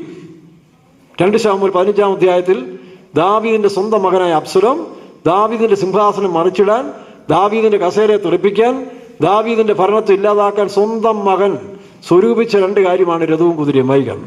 അനന്തരം അബ്സലോം ഒരു രഥത്തെയും കുതിരകളെയും തന്റെ മുമ്പിൽ ഓടുവാൻ. ഇങ്ങനെയുള്ള ദുഷ്ടാത്മാവ് നിങ്ങളിൽ വ്യാപിച്ചാൽ ഇന്ന് അവസാനിപ്പിച്ചോണം. നിനക്ക് താല്പര്യമില്ലാത്ത നടത്തിപ്പിനെ ഇല്ലാതാക്കണം. നിനക്ക് ഇഷ്ടമില്ലെങ്കിൽ അവരെ ക്രൂശിക്കണം. നിനക്ക് അനുകൂലമല്ലാത്ത വിശ്വാസികളെ തരം താഴ്ത്തണം. ഇങ്ങനെയുള്ള ദുഷ്ടാത്മാവുള്ള വിശ്വാസികളും വേലക്കാരും വിചാരിച്ചോണം നിന്റെ അധപ്പതനമാണ്. വരും, അവകാശമുള്ളവൻ വരുമ്പോൾ നിന്റെ തല തെറിക്കും. അവകാശമുള്ളവൻ വരാത്തത്തോളം കാലം നീ വലിയ അഭ്യാസം കാണിച്ചുകൊണ്ട് നടക്കും. എഫ്രായിം ഞാൻ മികച്ചവനാണ്, ആയുധം ധരിച്ച വില്ലാളി വീരനായ എഫ്രായിം ഇങ്ങനെ മേനി കാണിച്ചുകൊണ്ട് നടക്കും. പക്ഷേ യുദ്ധ ദിവസത്തിൽ അവകാശമുള്ള വരുമ്പോൾ നിന്റെ തല തെറിക്കും. ഞങ്ങളൊക്കെ ചില സഭയിലൊക്കെ പോകുമ്പം ഇങ്ങനെ എഫ്രായിം സന്തതികളുണ്ട്, തങ്ങളെ തന്നെ കൊഴുപ്പിച്ച് തങ്ങളെ തന്നെ വലിയവരാക്കി കാണിച്ച് മറ്റുള്ളവരെ അടിച്ചാക്കുന്ന വിശ്വാസികൾ മേലക്കാരും. ഈ വചനം കൊണ്ട് എല്ലാം ഇമാരുടെ എല്ലാം തല തെറിക്കും. ഏത് വലിയ പുള്ളികളാണ്. വേണേൽ സെൻറ്ററുകാരെ കൂട്ടുപിടിക്കും. ഞാൻ തിരുവല്ലയിലുള്ളപ്പോൾ സെൻറ്ററുകാരെ മൊത്തം കൂട്ടുപിടിച്ചു ഇവന്മാർ, വേലക്കാരുൾപ്പെടെ നടത്തിപ്പുകാരുൾപ്പെടെ. പക്ഷേ ദൈവത്തിൻ്റെ ഓപ്പറേഷൻ ചെയ്തുകൊണ്ട് ഒരു രോമം കൊഴിയാൻ ദൈവം സമ്മതിച്ചില്ല. അതുകൊണ്ട് വളരെ സൂക്ഷിച്ചോണം. നാം യേശുവിൻ്റെ സന്തതികളാണ്. യേശുവിൻ്റെ താഴ്മയെ സൗമ്യത സൂക്ഷിച്ചുകൊണ്ട് പോയാൽ നിനക്ക് അവസാനം വരെ, ഇല്ലെങ്കിൽ അബ്സലോമിനെ പോലെ നടത്തിപ്പിനെ തകിടം മറിക്കാൻ, നടത്തിപ്പുകാർക്കെതിരായിട്ട് ദൈവത്തിൻ്റെ പദ്ധതിക്കെതിരായിട്ട് നീ രഥത്തെയും രഥവും കുതിരയും. രഥം വ്യർത്ഥ പ്രശംസകൾ, കുതിര സ്വയശക്തി. സ്വന്തം ശക്തിയിൽ ഊന്നുന്നവർ സ്വയപ്രശംസയിലേക്ക് തങ്ങളെ തന്നെ പ്രശംസിച്ചുകൊണ്ട് പോകുന്ന ഈ വർഗങ്ങളെല്ലാം അവകാശമുള്ള ജയം പ്രാപിച്ചവൻ വരുമ്പോൾ അവന് മുമ്പിൽ നീ അടിയറ പറയും. ജയശാലിയും, എന്നാൽ നമ്മുടെ രാജാവ് ജയശാലിയും നീതിമാനും താഴ്മയുള്ളവനായിട്ട് വരുന്നു. ഇത് ഓർമ്മയിലിരിക്കണം. അങ്ങനെ യേശു എന്ത് ചെയ്യും? ഒലിവുമലയിൽ നിന്ന് ഇറങ്ങി യെരുസലേമിലേക്ക് വരുമ്പോൾ കിഴക്കൻ വാതിൽ അവിടെ കിടപ്പുണ്ട്. BC 606 ശലോമോന്റെ ആലയം തകർക്കപ്പെട്ടെങ്കിലും കിഴക്കേ വാതിൽ തൊട്ടിട്ടില്ല. അതിനെ തകർക്കാൻ പലരും ശ്രമിച്ചെങ്കിലും ഇന്ന് വരെ ആ വാതിൽ അവിടെ ഉണ്ട്. ആ വാതിൽ അന്നേരമേ തുറക്കത്തുള്ളൂ. അതുകൊണ്ടാണ് എസെക്കിയേൽ പ്രവചനം 44-ാം അധ്യായത്തിൻ്റെ 1-2 വാക്യം പറഞ്ഞിരിക്കുന്നത്, അന്ന് അടച്ച വാതിലായത് എന്ന്. BC 606 നെബൂഖദ്നേസർ രാജാവ് യെരുശലേം ദേവാലയത്തെ ആക്രമിച്ചപ്പോൾ 2 കാര്യം അവിടെ വിട്ടിട്ട് പോയി. ഒന്ന് വിലാപമതിൽ. വീണ്ടും തങ്ങളുടെ രക്ഷകൻ മശിയ വരുന്നതിന് വേണ്ടി ഇന്നും യഹൂദന്മാർ വിലാപമതിൽ തലയിടിച്ച് പ്രാർത്ഥിച്ചുകൊണ്ടിരിക്കും, മശിയയുടെ വരവിന് വേണ്ടി. മറ്റൊന്ന് ഈ കിഴക്കൻ വാതിൽ. നോക്കണം, എത്ര വർഷമായിട്ട് ഇന്ന് ഇസ്രായേലിലെ തെളിവാണ്. വായിച്ചു 44-1 മുതൽ. ഈ ഗോപുരം തുറക്കാതെ അടച്ചിരിക്കണം, കടക്കരുത്. ദൈവകൽപ്പനയാണ്. കാരണം വായിക്കാം, ഇസ്രായേലിന്റെ ദൈവമായ യഹോവ. എടോ, യേശുക്രിസ്തുവിന്റെ ദൈവത്തെ നിഷേധിക്കുന്നവനെ നീ വാക്യം വായിച്ചാൽ മതി നിന്റെ കണ്ണു തുറക്കാൻ. നിന്റെ പ്രവചന പുസ്തകം തന്നെയല്ലേ ഈശാ നബി അല്ലെങ്കിൽ യെശയ്യാ നബി, ആ നബിയുടെ പുസ്തകത്തിലാണ് എഴുതിയിരിക്കുന്നത്. പ്രവാചകന്റെ പുസ്തകത്തിൽ എഴുതിയിരിക്കുന്നത് ഇസ്രായേലിന്റെ ദൈവമായ യഹോവയായ യേശു. നിനക്ക് വിശ്വസിക്കാൻ കഴിയുന്നില്ലെങ്കിൽ നിന്റെ കണ്ണ് അന്ധകാരമാണ്, നിന്നെ പിശാചി വഞ്ചിച്ചിരിക്കുകയാണ്. യേശു ഞങ്ങളുടെ ദൈവമാണ്, യേശു ഞങ്ങളുടെ രക്ഷകനാണ്, യേശു ലോകത്തിന്റെ ദൈവമാണ്. നീ അതിനെ കയറി മത്സരിച്ചാൽ അന്തിക്രിസ്തുവിന്റെ കൂടെ നീയും നശിക്കുമെന്ന് ഓർത്തുകൊണ്ട് നീ മാനസാന്തരപ്പെട്ട് യേശുവിലേക്ക് തിരിയാൻ നിന്നോട് കൽപ്പിക്കുകയാണ് ദൈവദാസൻ എന്ന രീതിയിൽ. ഈ വചനം കേൾക്കുന്ന ഏതൊരുത്തനും കളിക്കരുത്. കളിയെല്ലാം അവസാനിപ്പിക്കാൻ പോവുകയാണ്. നീ എത്ര വലിയ ശക്തിയായാലും ശരി, നിന്റെ കുതിരയും രഥത്തെയും തള്ളിയിടാൻ പോവുകയാണ്. അബ്സലോമിനെ തകിടം മറിച്ചവനായ ദൈവം നിന്റെ പ്രസ്ഥാനത്തെയും മതത്തെയും ദൈവം തകിടം മറിച്ചു കളയും. സാത്താന്റെ മതം ദൈവം വാഴിക്കത്തില്ല. യേശുക്രിസ്തുവിനെതിരായിട്ടുള്ള എല്ലാ മതവും അന്തിക്രിസ്തുവിൻ്റെയാണ്. യേശുക്രിസ്തു ദൈവമല്ല എന്ന് പറയുന്നവനെല്ലാം അന്തിക്രിസ്തുവിൻ്റെ മതമാണ്. അതിനെ ദൈവം ന്യായം വിധിച്ചു കഴിയും. നീ ഭയപ്പെടുത്താൻ നോക്കരുത്. അങ്ങനെ ഓലപ്പാമ്പുകൊണ്ട് ഭയപ്പെടുന്നവനല്ല യേശുവിൻ്റെ മാർഗം. നീറോ ചക്രവർത്തിയും ഡൊമീഷ്യൻ ചക്രവർത്തിയും റോമിലെ 10 ചക്രവർത്തിമാര് ഉരുക്കുപക്ഷി ഉപയോഗിച്ചതിനെ തകർക്കാൻ ശ്രമിച്ചെങ്കിൽ അവനല്ല എവിടെ? പിന്നീടുണ്ടായ മതങ്ങൾ, കമ്മ്യൂണിസം, മറ്റു മതങ്ങൾ യേശുക്രിസ്തുവിൻ്റെ മാർഗത്തെ തകർക്കാൻ നോക്കിയെങ്കിലും എവിടെ പോയി എല്ലാം? ഇനി അവസാന മതമായി നിന്റെ മതവും നിന്റെ സാമ്രാജ്യവും കയറി കളിക്കാൻ കളി നടക്കട്ടെ. യെരുശലേമിൽ വെച്ച് നിന്നെ ന്യായം വിധിക്കും. അവിടെ വെച്ച് വലിയ ബോംബ് പൊട്ടും. നിന്റെ സൈന്യങ്ങളിൽ നല്ല ശതമാനം അവിടെ അവസാനിക്കും. ബാക്കി ഒരു മലയിൽ യേശു തകർക്കും. അവനാണ് യഥാർത്ഥ മഹദി. അവനാണ് ദൈവശക്തി. മഹദി എന്ന് പറഞ്ഞാൽ ദൈവശക്തി. മഹദി, ഇമാം മഹദി യേശുക്രിസ്തു തന്നെയാണ്. അവനാണ് മഹദി. അവൻ വരും. വരുവാനുള്ളവൻ വരുവോളം ഇസ്രായേലിന് ചെങ്കോൽ നീങ്ങിപ്പോകയില്ല. നോക്കണം, വായിച്ച വാക്യം. ആധിപത്യം യെശയ്യാ 9:6-8 വരെ. യെശയ്യാ 9:6-8 വരെ. നമുക്കൊരു ശിശു ജനിച്ചിരിക്കുന്നു, ആധിപത്യം അവൻ്റെ തോളിന്മേലിരിക്കും. നമുക്കൊരു ശിശു ജനിച്ചിരിക്കുന്നു, നമുക്കൊരു മകൻ നൽകപ്പെട്ടിരിക്കുന്നു, ആധിപത്യം അവന്റെ തോളിലിരിക്കും. ആധിപത്യം അവന്റെ തോളിലിരിക്കും. അവൻ അത്ഭുത മന്ത്രി. അവൻ അത്ഭുത മന്ത്രി. ആധിപത്യം അവന്റെ തോളില, നിന്റെ അല്ല. മനസ്സിലാവുന്നു? മോദിജിയുടെ തോളിലല്ല, പിണറായിയുടെ തോളിലല്ല. ആരെ മാറ്റണം, ആരെ വാഴിക്കണമെന്ന് എൻ്റെ സ്വർഗത്തിലെ ദൈവം നിശ്ചയിക്കും. അതുപോലെ നടക്കും. നിനക്ക് വേണം ഞങ്ങളുടെ തല വെട്ടാം, പക്ഷെ ഞങ്ങളെ വെട്ടാൻ സാധിക്കുകയില്ല. നീ വെട്ടിക്കൂ. ഞങ്ങളുടെ പൂർവികരെ പലതും നീ വെട്ടിയിട്ടുണ്ട്. പക്ഷെ അവരെല്ലാം ഉയർത്തുന്നേറ്റ് കുതിരപ്പുറത്ത് വരുമ്പോൾ നിന്നെയൊക്കെ കണ്ടോളാന്ന് പറഞ്ഞു. അന്ന് നീ കണ്ടോണം, ഞങ്ങളല്ല, നീ കണ്ടോണം. ജയശാലിയും നീതിമാനും താഴ്മയുള്ളവനായ യേശു വരുമ്പോൾ യേശുവിൻ്റെ മണവാട്ടി സഭ ഞങ്ങളും ആ കൂട്ടത്തിൽ കാണും. നിനക്കൊരു ചാൻസ് ഉണ്ട്, കളയാതെ സൂക്ഷിച്ചു. പക്ഷെ ഇപ്പോഴേ രക്ഷിക്കപ്പെട്ട് സ്നാനപ്പെട്ട് പരിശുദ്ധാത്മാഭിഷേകം പ്രാപിച്ച് ദൈവവേഷം ചെയ്താൽ ആ വെള്ള സൈന്യത്തോടു കൂടി നിനക്കും വരാം. നീ ഏത് ജാതിയായാലും മതമായാലും ഭാഷയായാലും നിനക്കൊരു ചാൻസ് ദൈവം തരുന്നു. കൃപയുടെ കാലം അടയുന്നതിന് മുമ്പേ നീ ആധിപത്യം തോളിലിരിക്കുന്ന യേശുവിനെ രക്ഷിതാവായി സ്വീകരിച്ചു. ഇസ്രായേലിന്റെ ദൈവം അതിൽ കൂടി കടന്നുകൊണ്ട് വായിക്കാം. 44 എസെക്കിയേൽ 44 അധ്യായം. ഇസ്രായേലിന്റെ ദൈവം ആ വാതിലിൽ കൂടി കടന്നതുകൊണ്ട് ഇനി ആരും അതിൽ കടക്കരുത്. ഇസ്രായേലിന്റെ ദൈവമായ യഹോവ അതിൽ കൂടി കടന്ന് എപ്പോഴാ? ഓശാന ഞായറാഴ്ച. യേശുവിനെ ക്രൂശിക്കുന്നതിന് മുമ്പ് ഓശാന ഞായറാഴ്ച ഒലിവുകമ്പും പരവതാനിയും വിധിച്ചുകൊണ്ട് അവനെ ഹോസന്ന പാടിക്കൊണ്ട് ആർത്ത് വിളിച്ചുകൊണ്ട് ഈ കിഴക്കൻ കോട്ടയിൽ കൂടെ ഈ വാതിൽ കൂടെ യേശു കടന്നു കഴിഞ്ഞപ്പോൾ കോട്ടയടച്ചു. ദൈവം കൽപ്പിച്ചു, ഇനി അവൻ തിരിച്ചു വരും. എപ്പോൾ? 1000 വർഷ ഭരണത്തിന് വേണ്ടി ഒരു മലയുടെ ഇറക്കത്തിൽ കൂടി യെരുശലേമിൽ കൂടെ കിഴക്കൻ വാതിൽ കൂടെ വരുമ്പോൾ ഈ ഡോർ തന്നെ തുറക്കും.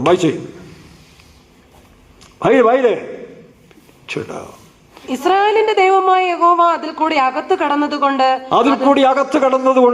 അത് അടച്ചിരിക്കണം. അത് അടച്ചിരിക്കണം. ഇസ്രായേലിന്റെ ദൈവം അതിൽ കൂടി കടന്നതുകൊണ്ട് അത് അടച്ചിരിക്കണം. പിന്നെ പ്രഭുവോ? അപ്പൊ ഇസ്രായേലിന്റെ ദൈവമായ യഹോവ ആരാണോ പറയണോ? യേശുക്രിസ്തു. യേശുക്രിസ്തുവാണ് ദൈവം. യേശുക്രിസ്തു ഇസ്രായേലിന്റെ ദൈവം മാത്രമല്ല, മുഴുവൻ ലോകത്തിന്റെയും ദൈവമാണ്. അതുകൊണ്ടാണ് തിരുവട്ടാർ കൃഷ്ണൻകുട്ടി എന്ന് പറയുന്ന പഴയ ഒരു പ്രാസംഗ്യൻ, ഒരു ഹൈന്ദവ കമ്മ്യൂണിസ്റ്റ് നേതാവായിരുന്നവൻ, യേശുവിനെതിരായിട്ട് വേശ്യാപുത്രനെല്ലാം വിളിച്ചു പറഞ്ഞു നടന്നവൻ, വേദങ്ങൾ പഠിച്ചു വന്നപ്പോൾ തനിക്ക് മനസ്സിലായി യേശു ക്രിസ്തു അല്ലാതെ വേറെ ദൈവമില്ല.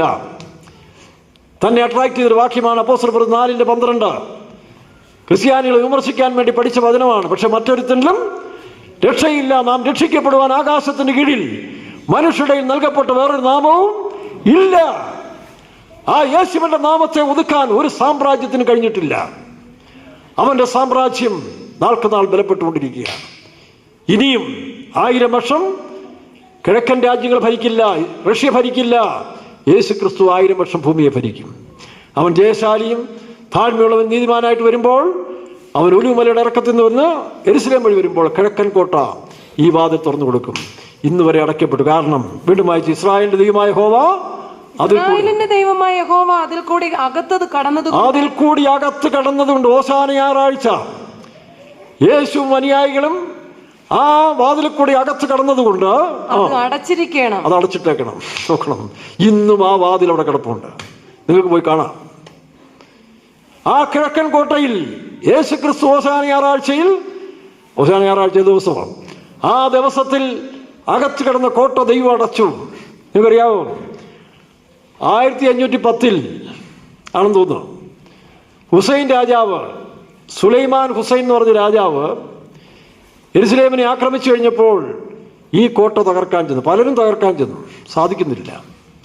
ചെല്ലുന്നവനൊന്നിൽ മരിക്കും, അല്ലെങ്കിൽ അസ്വസ്ഥ ഉണ്ടാകും, എന്തെങ്കിലും പ്രശ്നം ഉണ്ടാകും.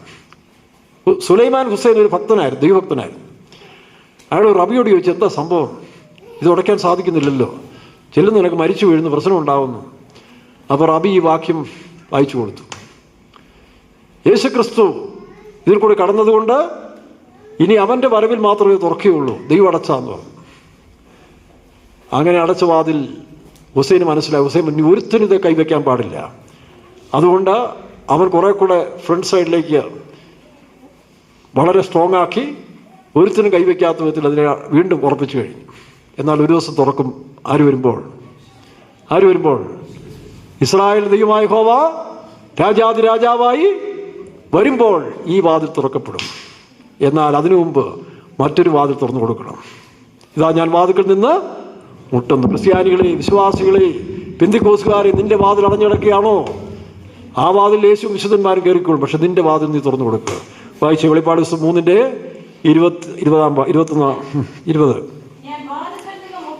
കർത്താവിന്റെ വരവിന് മുമ്പ് പലരുടെയും ഹൃദയം അടയ്ക്കപ്പെട്ടിരിക്കുകയല്ലേ, നീ നിന്റെ ഹൃദയം തുറന്നു കൊടുക്കുക.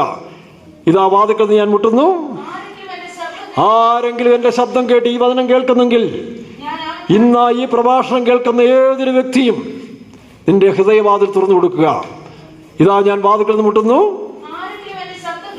ആരെങ്കിലും എന്റെ ശബ്ദം കേട്ട് വാതിൽ തുറന്നാൽ ഞാൻ അവന്റെ അടുക്കൽ ചെന്ന് അവനോടും അവൻ എന്നോടും കൂടെ പത്താഴം കഴിക്കും. അത് തന്നെയാണ് രണ്ടർത്ഥത്തിൽ, ഒന്ന് ആത്മീയ അർത്ഥത്തിലും ആക്ഷിക അർത്ഥത്തിലും സങ്കീർത്തനക്കാരായ ദാവീദ് പറയുന്ന 24:7 വാക്യം ഒരു വാക്യം. വാതിലുകളെ നിങ്ങളുടെ തലകളെ ഉയർത്തുവിൻ. പണ്ടേയുള്ള കഥയാണിത്. പണ്ടേയുള്ള കഥകളെ ഉയർന്നിരിപ്പിൻ. അടുത്തത്, മഹത്വത്തിന്റെ രാജാവ് പ്രവേശിക്കട്ടെ. ആ മഹത്വത്തിന്റെ രാജാവ് നിന്റെ ഹൃദയത്തിലുണ്ടോ? ഇല്ലെങ്കിൽ എന്തുകൊണ്ടാണ് നിന്റെ ഹൃദയം അടയ്ക്കപ്പെട്ടിരിക്കുന്നത്? ജഡസ്നേഹമാണോ, സ്വയമാണോ, ദ്രവ്യാഗ്രഹമാണോ, മറ്റെന്തെങ്കിലും ശക്തികളാണെന്ന് കണ്ടുപിടിച്ചതിന് ശേഷം അത് എറിഞ്ഞു കളയുക. അതിനുശേഷം ഹൃദയം തുറന്നു കൊടുക്കുക. ഇതാ ഞാൻ വാതിൽക്കൽ മുട്ടുന്നു.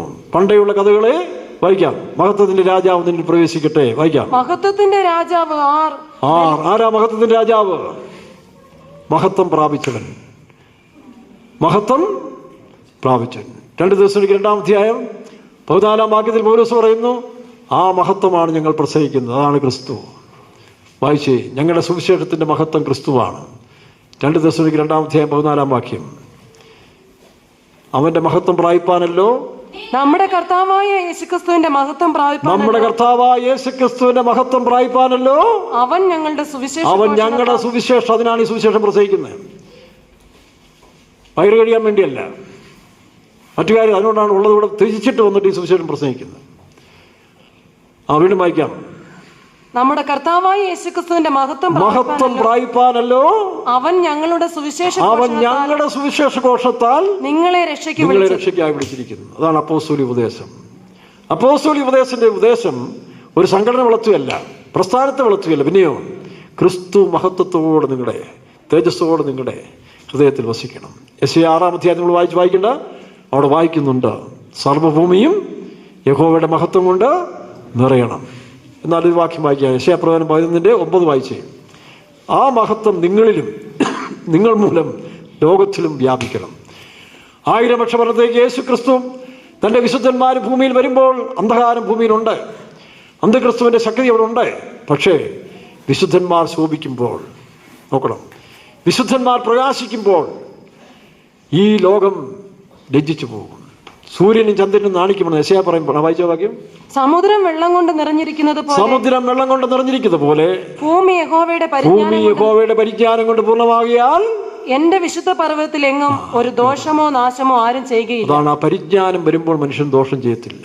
പരിജ്ഞാന പൂർത്തി, അതാണ് 1000 വർഷ ഭരണത്തിന്റെ. എല്ലാ മനുഷ്യനും ജ്ഞാനമുള്ളവരായിരിക്കും, പരിജ്ഞാനമുള്ളവരായിരിക്കും, അവന്റെ മഹത്വം പ്രാപിക്കുന്നത്. അതുകൊണ്ട് അങ്ങനെ വരുമ്പോൾ അവരുടെ പ്രകാശം നിങ്ങൾ ലോകത്തിന് വെളിച്ചമാകുന്നു.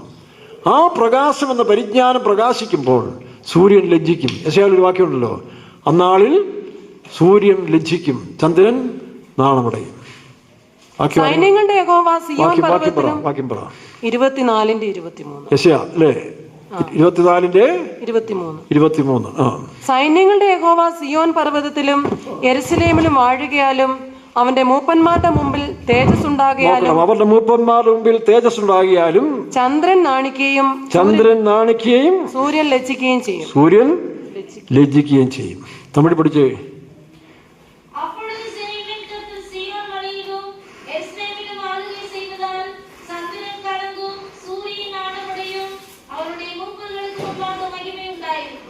മൂപ്പന്മാരുടെ മുമ്പിൽ സൂര്യൻ ലജ്ജിക്കും. എന്താ സൂര്യൻ ലജ്ജിക്കുന്നേ? എന്താ? സൂര്യനേക്കാൾ പ്രകാശം ആർക്കുണ്ട്? സൂര്യനേക്കാൾ പ്രകാശം വിശുദ്ധന്മാർക്കുണ്ട്. അവരുടെ പ്രകാശത്തിന്റെ മുൻപിൽ ആര്? സൂര്യൻ ലജ്ജിക്കും, ചന്ദ്രൻ നാണിക്കും. പാസ്റ്റർ ബോബി ഒരു പാട്ട് എഴുതിയിട്ടുണ്ട്. മാമഹാരാജനിൻ ദിവ്യ നഗരമേ മകിഴ്വിൻ പൂരണമേ സിയോൻ പുരമേ. പുതിയ യെരൂശലേം എന്ന വിശുദ്ധ നഗരം ജ്യോതിക്കുന്ന പ്രകാശിക്കുന്ന ഇത് വെളിപ്പാട് 21 അധ്യായത്തിലുണ്ട്. അപ്പോൾ ആ പ്രകാശത്തിന് മുമ്പിൽ സൂര്യൻ ലജ്ജിച്ച് നിൽക്കും. പണ്ടത്തെ കാലത്തിൽ സൂര്യൻ ഉദിക്കുമ്പോൾ സ്ട്രീറ്റ് ലൈറ്റ് ഫിലമെൻ്റ് ഉള്ള ബൾബ് ബ്ലിങ്ങിങ് ആകുന്ന പോലെ ഈ ലോകത്തിൽ പ്രകാശിച്ച് നിൽക്കുന്നവർ, രാഷ്ട്രീയ നേതാക്കന്മാർ, മത നേതാക്കന്മാർ എല്ലാവരും ഇവരുടെ മുമ്പിൽ ലജ്ജിച്ചു പോകും. അതുകൊണ്ടാണ് അതിൻ്റെ 4ാം ടാൻസ് പറയുമ്പോൾ ജീവനെ പുരിന്തുരൈത്താത്തിയവരേ തിവിരം തിരുമ്പുവാരേ നാണിടാവേ തിവിനെ പുരിന്തുരൈത്താത്തിയവരേ തിവിരം തിരുമ്പുവാരേ തിവിയോ സിയോനിൽ ദീപമായുഗായുഗം തിങ്കളും നാണവേ ശോഭിപ്പാ ദിവ്യോ സിയോനിൽ ദീപമായുഗായുഗം തിങ്കളും നാണവേ ശോഭിപ്പാ ദിവ്യനെ പുരന്തുരൈത്താത്തിയവരേ ദിവ്യം ചിരമ്പുവാരേ നാണിടാവേ ദിവ്യനെ പുരന്തുരൈത്താത്തിയവരേ തിവിരം തിരുമ്പുവാരേ നാണിടാവേ ദിവ്യോ സിയോനിൽ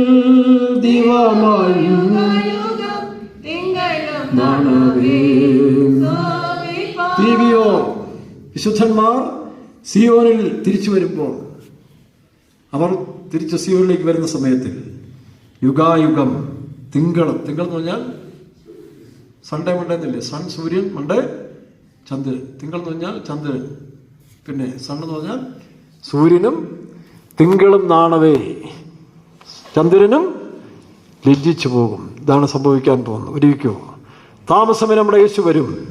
അവൻ ഒലിവുമലയിൽ മാത്രമല്ല, ആദ്യം മധ്യാകാശത്തിൽ വരും. തൻ്റെ വിശുദ്ധന്മാരെ ചേർത്തുകൊണ്ട് 7 വർഷം കഴിയുമ്പോൾ ഒലിവുമലയിൽ ഇറങ്ങി വന്ന യെരൂശലേമിൽ കിഴക്കേ വാതിൽ തുറന്നു വരും. അങ്ങനെ യെരൂശലേമിൽ വന്ന അവൻ രാജാവായി വാഴും.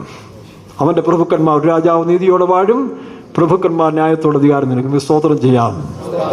ആമീൻ. സ്തോത്രം, സ്തോത്രം, സ്തോത്രം, സ്തോത്രം, സ്തോത്രം, സ്തോത്രം. ഹല്ലേലൂയ. സ്തോത്രം, സ്തോത്രം, സ്തോത്രം. എല്ലാ മാനവും മഹത്വവും കർത്താവിനോട് സ്തോത്രം ചെയ്യാം. ആമീൻ. മദർ പ്രാർത്ഥിക്കാം.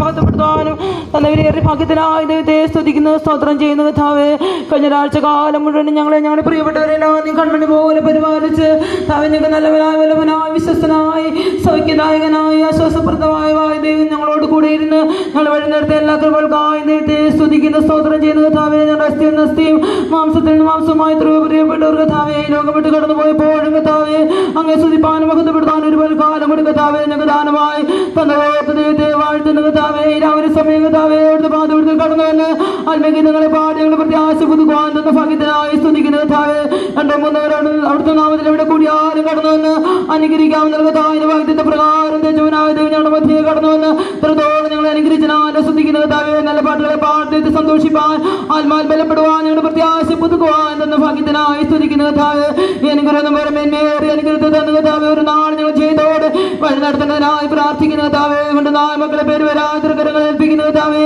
ഏതെല്ലാം ആവശ്യഭാരമാതിൽ സന്താനം കടന്നു എന്ന് ഓരോ പ്രവിടനെയും ചെന്നമരുന്നമായ ആവശ്യങ്ങളൊക്കെ കർത്താവ് നിറവേറ്റി കൊടുത്ത് ചെയ്തോട് നടത്തണമേ. ബലഹീനരായി ഒന്നൊരു കർത്താവെ ബലപ്പെടുത്തി അയക്കണമേ. രോഗികളായി കടന്നൊരു കർത്താവെ സൗഖ്യമാക്കി അയക്കണമേ എന്ന് പ്രാർത്ഥിക്കുന്ന കർത്താവേ, ഇതുങ്ങളായ ഭാരത്തോട് ദുഃഖത്തോട് വേദനയോട് കൂടി കർത്താവേ ആര് കടന്നു വന്നാലും കർത്താവേ സമാധാനത്തിന് ദൈവം കർത്താവേ ആശ്വാസം നൽകി അയക്കണമേ എന്ന് പ്രാർത്ഥിക്കുന്നു. കടന്നു വരാൻ കഴിവില്ലാതെ ഭവനങ്ങളായിരിക്കുന്ന പ്രിയപ്പെട്ടവരെ നീ അവിടുന്ന് അനുഗ്രഹിക്കണമേ. രോഗികളായ ബലഹീനരായിരിക്കുന്നവരെ അവിടെല്ലാം കർത്താവ് കരുണ കാണിക്കണമേ.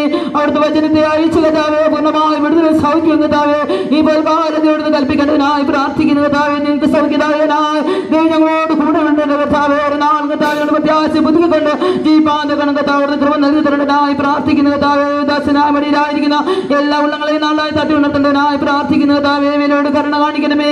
വിശ്വസരായ പരമാത്മാവിനോട് ആത്മകളെ തന്നു കർത്താവേ, ഞങ്ങളുടെ വേലയിടത്തിലെല്ലാം വിശാലപ്പെടുത്തണമേ. തന്നിരിക്കുന്ന വിളിക്കുന്ന ദൈവമേ കർത്താവേ ശിശുരായി അന്ത്യത്തോളം നിലനിർത്തിക്കൊള്ളനായി പ്രാർത്ഥിക്കുന്ന കർത്താവേ മരുഭൂമിയാത്ര കർത്താവേ ക്ഷീണിച്ചു പോകാതെ തളർന്നു പോകാതെ കർത്താവേ ഒരു നാൾ കർത്താവ് പ്രത്യാശയോടെ ഓടി കർത്താവേ ഞങ്ങൾക്ക് വെച്ചിരിക്കുന്ന നല്ല അവകാശം പ്രാപിപ്പാൻ ഞങ്ങൾ യോഗ്യരാക്കി മാറ്റണമേ. ഓരോ നാൾ വിശ്വാസത്തിന്റെ നായകനും പൂർത്തു വരുത്തുന്നവനുമായ യേശുവിനെ നോക്കിക്കൊണ്ട് ഞങ്ങളോട് സ്ഥിരതയോടെ ഓടി കർത്താവേ ഞങ്ങൾക്ക് വെച്ചിരിക്കുന്ന നല്ല വിരുദ്ധ പ്രാപിപ്പാൻ കർത്താവേ ഞങ്ങൾക്ക് ഓരോരുത്തരും കൃപ നൽകി തരേണ്ടതിനായി പ്രാർത്ഥിക്കുന്നു കർത്താവേ. കേൾപ്പിച്ചായ നല്ല ആലോചനയ്ക്കായി സ്തുതിക്കുന്നു കർത്താവേ. കേൾക്കുന്ന വചനപ്രകാരം കർത്താവ് ജീവിതത്തെ ക്രമീകരിച്ചുകൊണ്ട് ഓരോ നാൾ ജീവിപ്പാൻ കണ്ണേതിന്റെ കൃപ കർത്താവേ ഞങ്ങൾക്ക് ഓരോരുത്തർക്കും പറഞ്ഞു തരേണ്ടതിനായി പ്രാർത്ഥിക്കുന്നു. വാതിലുകളെ നിങ്ങൾ തലകളെ ഉയർത്തുവിൻ, പണ്ടേണ്ട കഥകളെ ഉയർന്നിരിപ്പി മഹത്വത്തിന്റെ രാജാവ് പ്രവേശിക്കട്ടെ എന്ന് കർത്താവേ. ഇന്ന് കാലം കർത്താവേ ഞങ്ങളോട് കർത്താവേ കേൾപ്പിച്ചത് കർത്താവേ ഓരോ നാളും കർത്താവ് ജയശാലിയായി കർത്താവേ എത്രയും വേഗത്തിൽ വെളിപ്പെടുവാൻ ഞങ്ങൾ അറിയുന്നില്ല കർത്താവേ. ഗലീല പുരുഷന്മാരെ നിങ്ങൾ ആകാശത്തിലേക്ക് നോക്കി നിൽക്കുന്നത് എന്ത്? അവൻ പോയതുപോലെ വീണ്ടും വരുമെന്ന് കർത്താവേ രക്ഷിതനായ കർത്താവേ എത്രയും വേഗത്തിൽ വെളിപ്പെടുന്ന കാലങ്ങൾ കർത്താവേ ആസന്നമായിരിക്കാൻ കർത്താവേ ഞങ്ങളോട് ഇത് അധ്വാനിച്ച് വൃദ്ധമായി തരാതെ കർത്താവിന് മുമ്പാകെ നിൽപ്പാൻ ഞങ്ങൾ യോഗ്യരാക്കി മാറ്റണമെന്ന് പ്രാർത്ഥിക്കുന്ന കർത്താവേ. കേൾക്കുന്ന വചനം കർത്താവേ ഞങ്ങളുടെ ജീവിതത്തിൽ കർത്താവേ ശിക്ഷാവിധിക്ക് കാരണമായി തരാതെ കർത്താവിനോടുകൂടി നിത്യ ഭരണം ചെയ്യുവാൻ ആവശ്യമായ ദൈവത്തിന്റെ കൃപ കർത്താവേ ഞങ്ങൾക്ക് നൽകി തരേണ്ടതിനായി പ്രാർത്ഥിക്കുന്ന കർത്താവേ. കർത്താവ് താഴ്മയോട് ദൈവത്തോട് വിശുദ്ധിയോടും കൂടെ ജീവിച്ച് കർത്താവ് ദേശത്തിൽ വെളിപ്പെടുമ്പോൾ കർത്താവിന് മുമ്പാകെ നിൽപ്പാൻ ഞങ്ങൾ യോഗ്യരാക്കി മാറ്റണമേ എന്ന് പ്രാർത്ഥിക്കുന്ന കർത്താവേ. സ്തോത്രം സംസാരിപ്പാൻ അടുത്തദാസം നീ ശക്തിയിൽ ചില ബലപ്പെടുത്തിയുള്ള കർത്താവിന് ദൈവത്തിന്റെ കൃപ ധാരാളമായി പകർന്നു കൊടുക്കണമേ എന്ന് പ്രാർത്ഥിക്കുന്ന കർത്താവേ. ശേഷിച്ചും കർത്താവേ ചിറ്റാറമേ കർത്താവേ നിന്റെ സന്താനത്തെ ചേർത്തല കർത്താവേ ഇടക്കാരൻ ശുശ്രൂഷയെല്ലാം കർത്താവ് തന്നെ പാരമേ ജനകരമാക്കി തീർക്കണമേ. കർത്താവ് രണ്ട് പ്രിയപ്പെട്ടവരെല്ലാം തക്ക സമയത്ത് കൂട്ടിവരുത്തണമേ എന്ന് പ്രാർത്ഥിക്കുന്ന കർത്താവേ. നടക്കുന്ന കുതിർന്ന് നടക്കുന്ന താവേടക്കാരൻ മീറ്റിങ്ങിനെ ദൈവത്തിന്റെ പാരമേ ജനകരമാക്കി തീർക്കണമേ. ദുഃഖിതരായിരിക്കുന്ന ഞങ്ങളെല്ലാം ദൈവമായ കർത്താവ് തന്നെ ആശ്വസിപ്പിക്കണമേ എന്ന് പ്രാർത്ഥിക്കുന്ന കർത്താവേ. ഞങ്ങൾക്ക് ഇങ്ങനെ കടന്നു നോക്കണ്ടല്ലോ കർത്താവേ. ആ സമയത്തിലും ഒരുങ്ങിയിരിക്കുന്നവരായി തരുവാൻ കർത്താവ് കൃപ ചെയ്യണമേ എന്ന് പ്രാർത്ഥിക്കുന്നു. കാലങ്ങൾ സമയങ്ങളൊക്കെ ഞങ്ങൾ വിട്ട് കടന്നു പോകും. നിങ്ങളുടെ പ്രാണപ്രിയന്റെ വരെ വാതിക്കലായിരിക്കുക ഞങ്ങൾ കർത്താവിന്റെ മുമ്പാകെ നിൽപ്പാൻ ഞങ്ങൾ യോഗ്യരാക്കി മാറ്റണമേ. ഒരാഴ്ച കാലം മക്കളെല്ലാം ചെയ്തോടെ വഴി നടത്തണമേ. പോക്കിൽ വരവിന്റെ പ്രതിസ്ഥാനത്തല്ല ദൈവത്തിന്റെ സാന്നിധ്യം സൂക്ഷിപ്പും കാവലും ഉണ്ടായിരിക്കണമേ എന്ന് പ്രാർത്ഥിക്കുന്ന ആവശ്യങ്ങളുടെ മുഖത്തല്ല സഹായനാ ദൈവം കൂടെ ഇരിക്കണമേ എന്ന് പ്രാർത്ഥിക്കുന്ന വിശുദ്ധന്മാരാൽ നടത്തപ്പെടുന്ന എല്ലാ കൊടുവരകളെയും കർത്താവിന്റെ ഭാരമേ അനുഗ്രഹമാക്കി തീർക്കണമേ. അതോടൊപ്പം കർത്താവേ ഞങ്ങളുടെ ചെറിയ കൂട്ടത്തെയും ദൈവത്തിനെ നടത്തി അനുഗ്രഹിച്ച് ദൈവത്തിന്റെ വലിയ നാം ഞങ്ങളുടെ മഹത്വപ്പെടുത്താനായി പ്രാർത്ഥിക്കുന്നു. നിങ്ങളെ സമ്പൂർണ്ണമായ ബലമുള്ള കരങ്ങളിൽ തരുന്നു യേശുവിന്റെ നാമത്തിൽ തന്നെ.